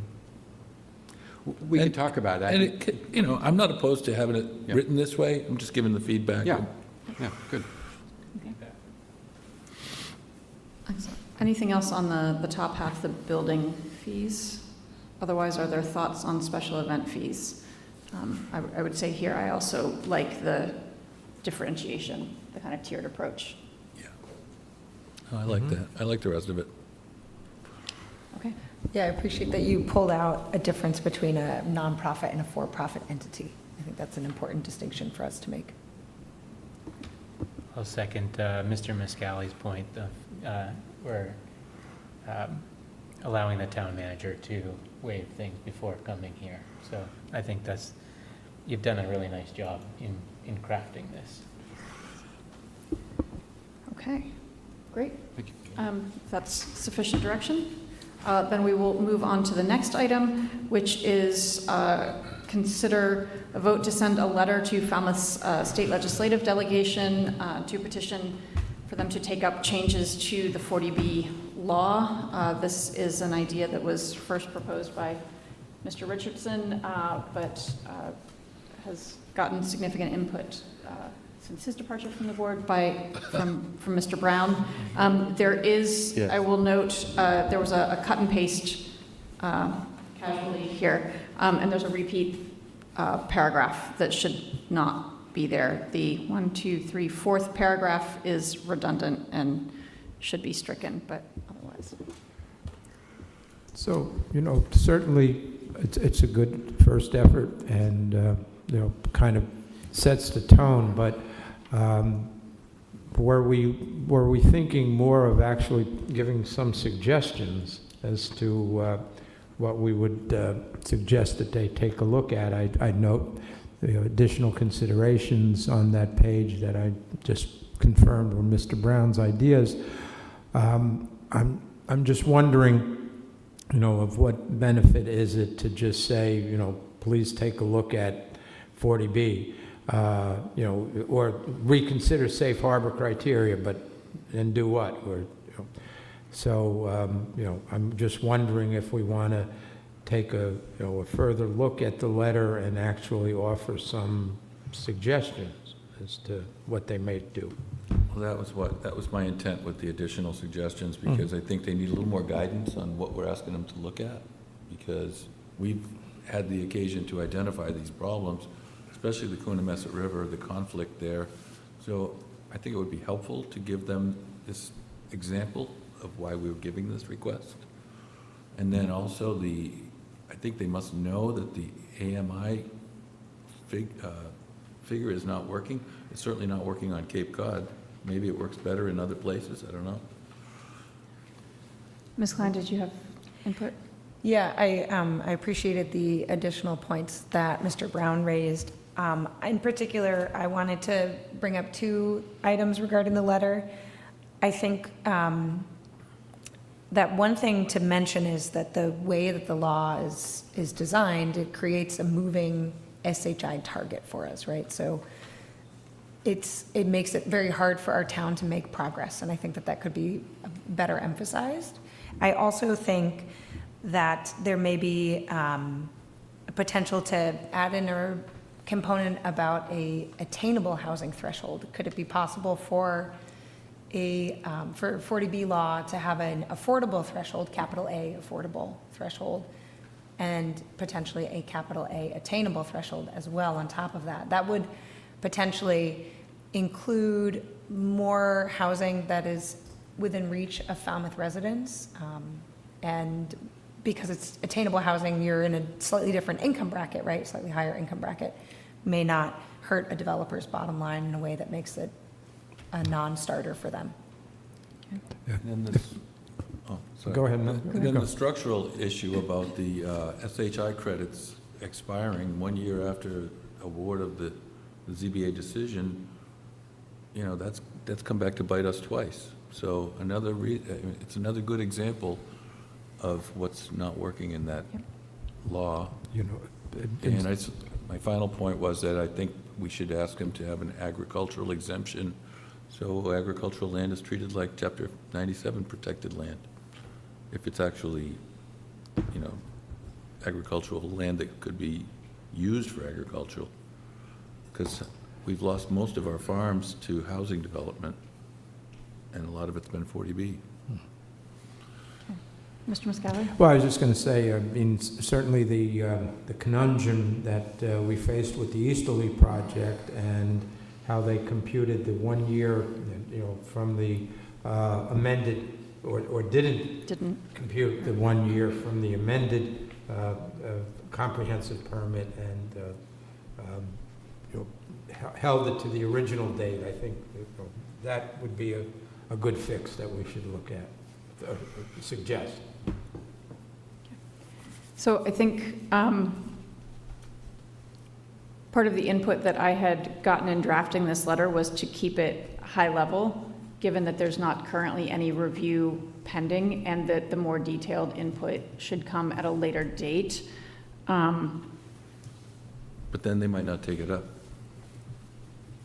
If they don't Well, I have, think, you know, if they don't have some motivation to, But we need to get our, state delegation behind it. We need to get, Dylan and Thomas and, whoever that third person is going to be going forward, behind it as well. So, maybe, maybe the letter is addressed to them with some, concrete, specific ideas as well. Well, I'm happy to take this feedback and come back with another draft. I forgot during announcements earlier to announce that I will not be here for the next meeting, so I can bring that back in July. Yeah, that's true. Okay.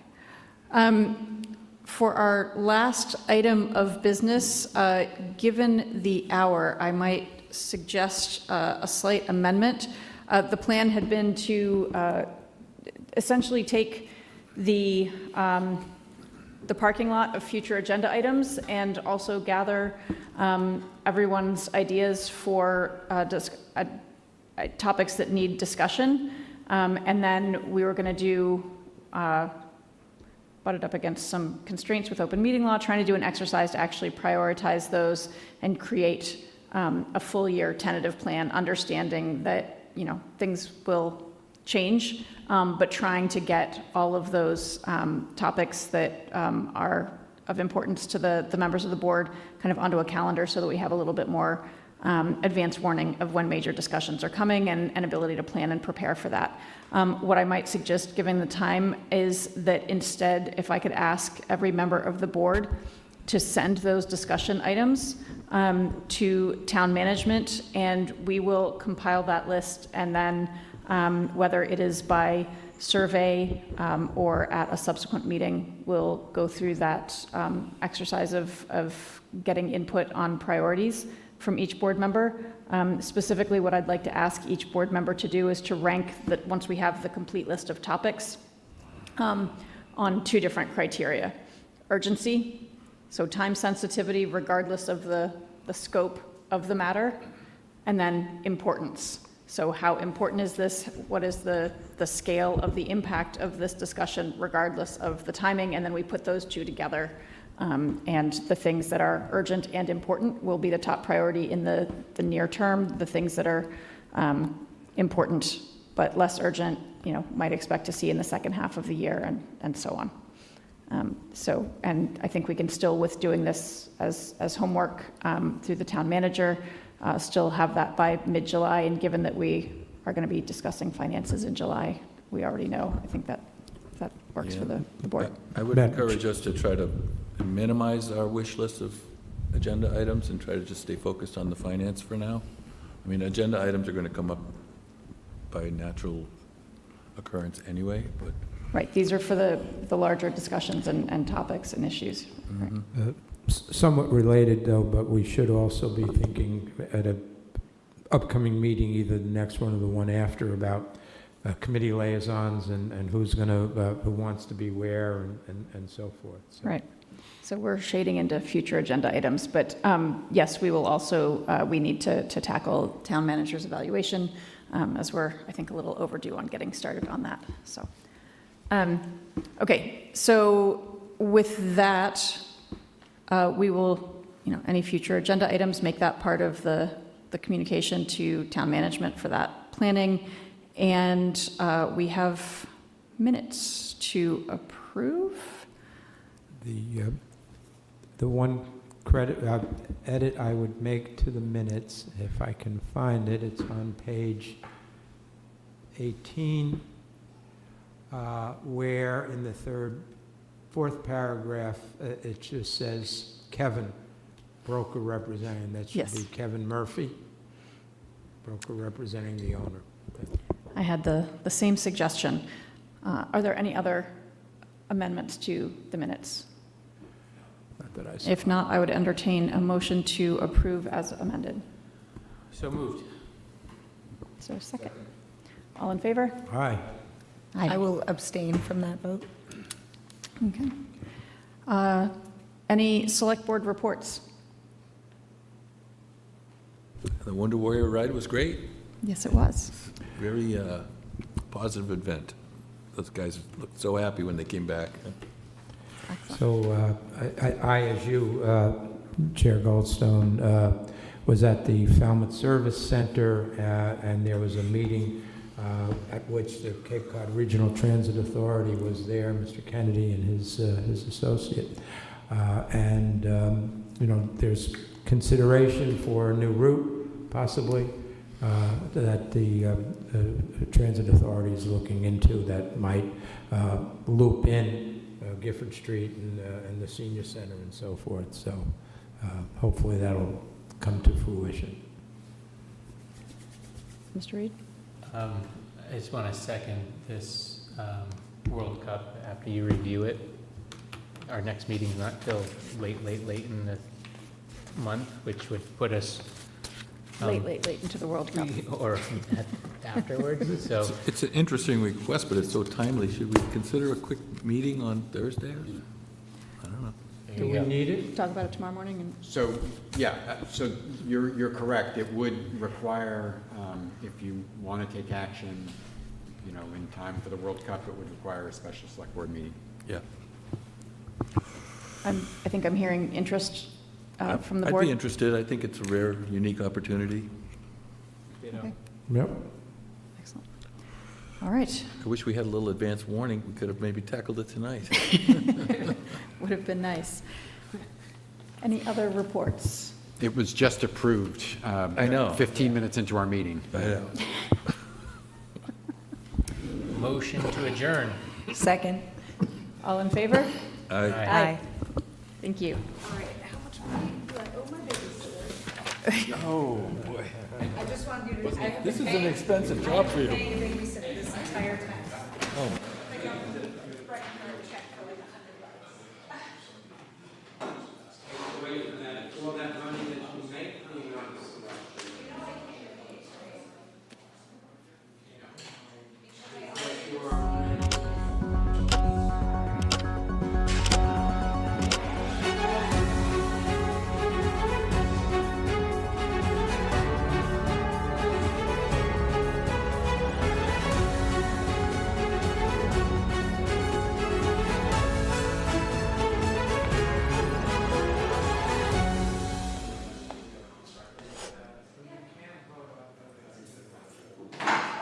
Hosting services for fctv.org are provided by MegaNet Communications. MegaNet offers a wide array of internet services, including Mega Backup Cloud Service, server co-location, T1, fiber, Metro Ethernet, as well as telephone services such as hosted PBX and digital voice. Their number one goal is to keep your communications network up and running and allow you to focus on growing your business. 877-634-2638 or meganet.net. Proudly serving the New England area, K&K Talent Partners provide a personalized approach to full-cycle recruiting services. Their level of integrity and empathy is rare, and it speaks volumes about who they are as people and as recruitment partners. Our goal is to build trusted relationships and to create genuine connections that help companies grow. K&K Talent Partners, kktalentpartners.com. At Martha's Vineyard Bank, we know Falmouth, with locations in Woods Hole, on Palmer Avenue, and the Village Green. We deliver personal banking tailored to your needs, business solutions to help you grow, flexible lending to move you forward, and investment strategies that work for you. Whatever brings you in, we're your local partner. Martha's Vineyard Bank, your goals, our guidance.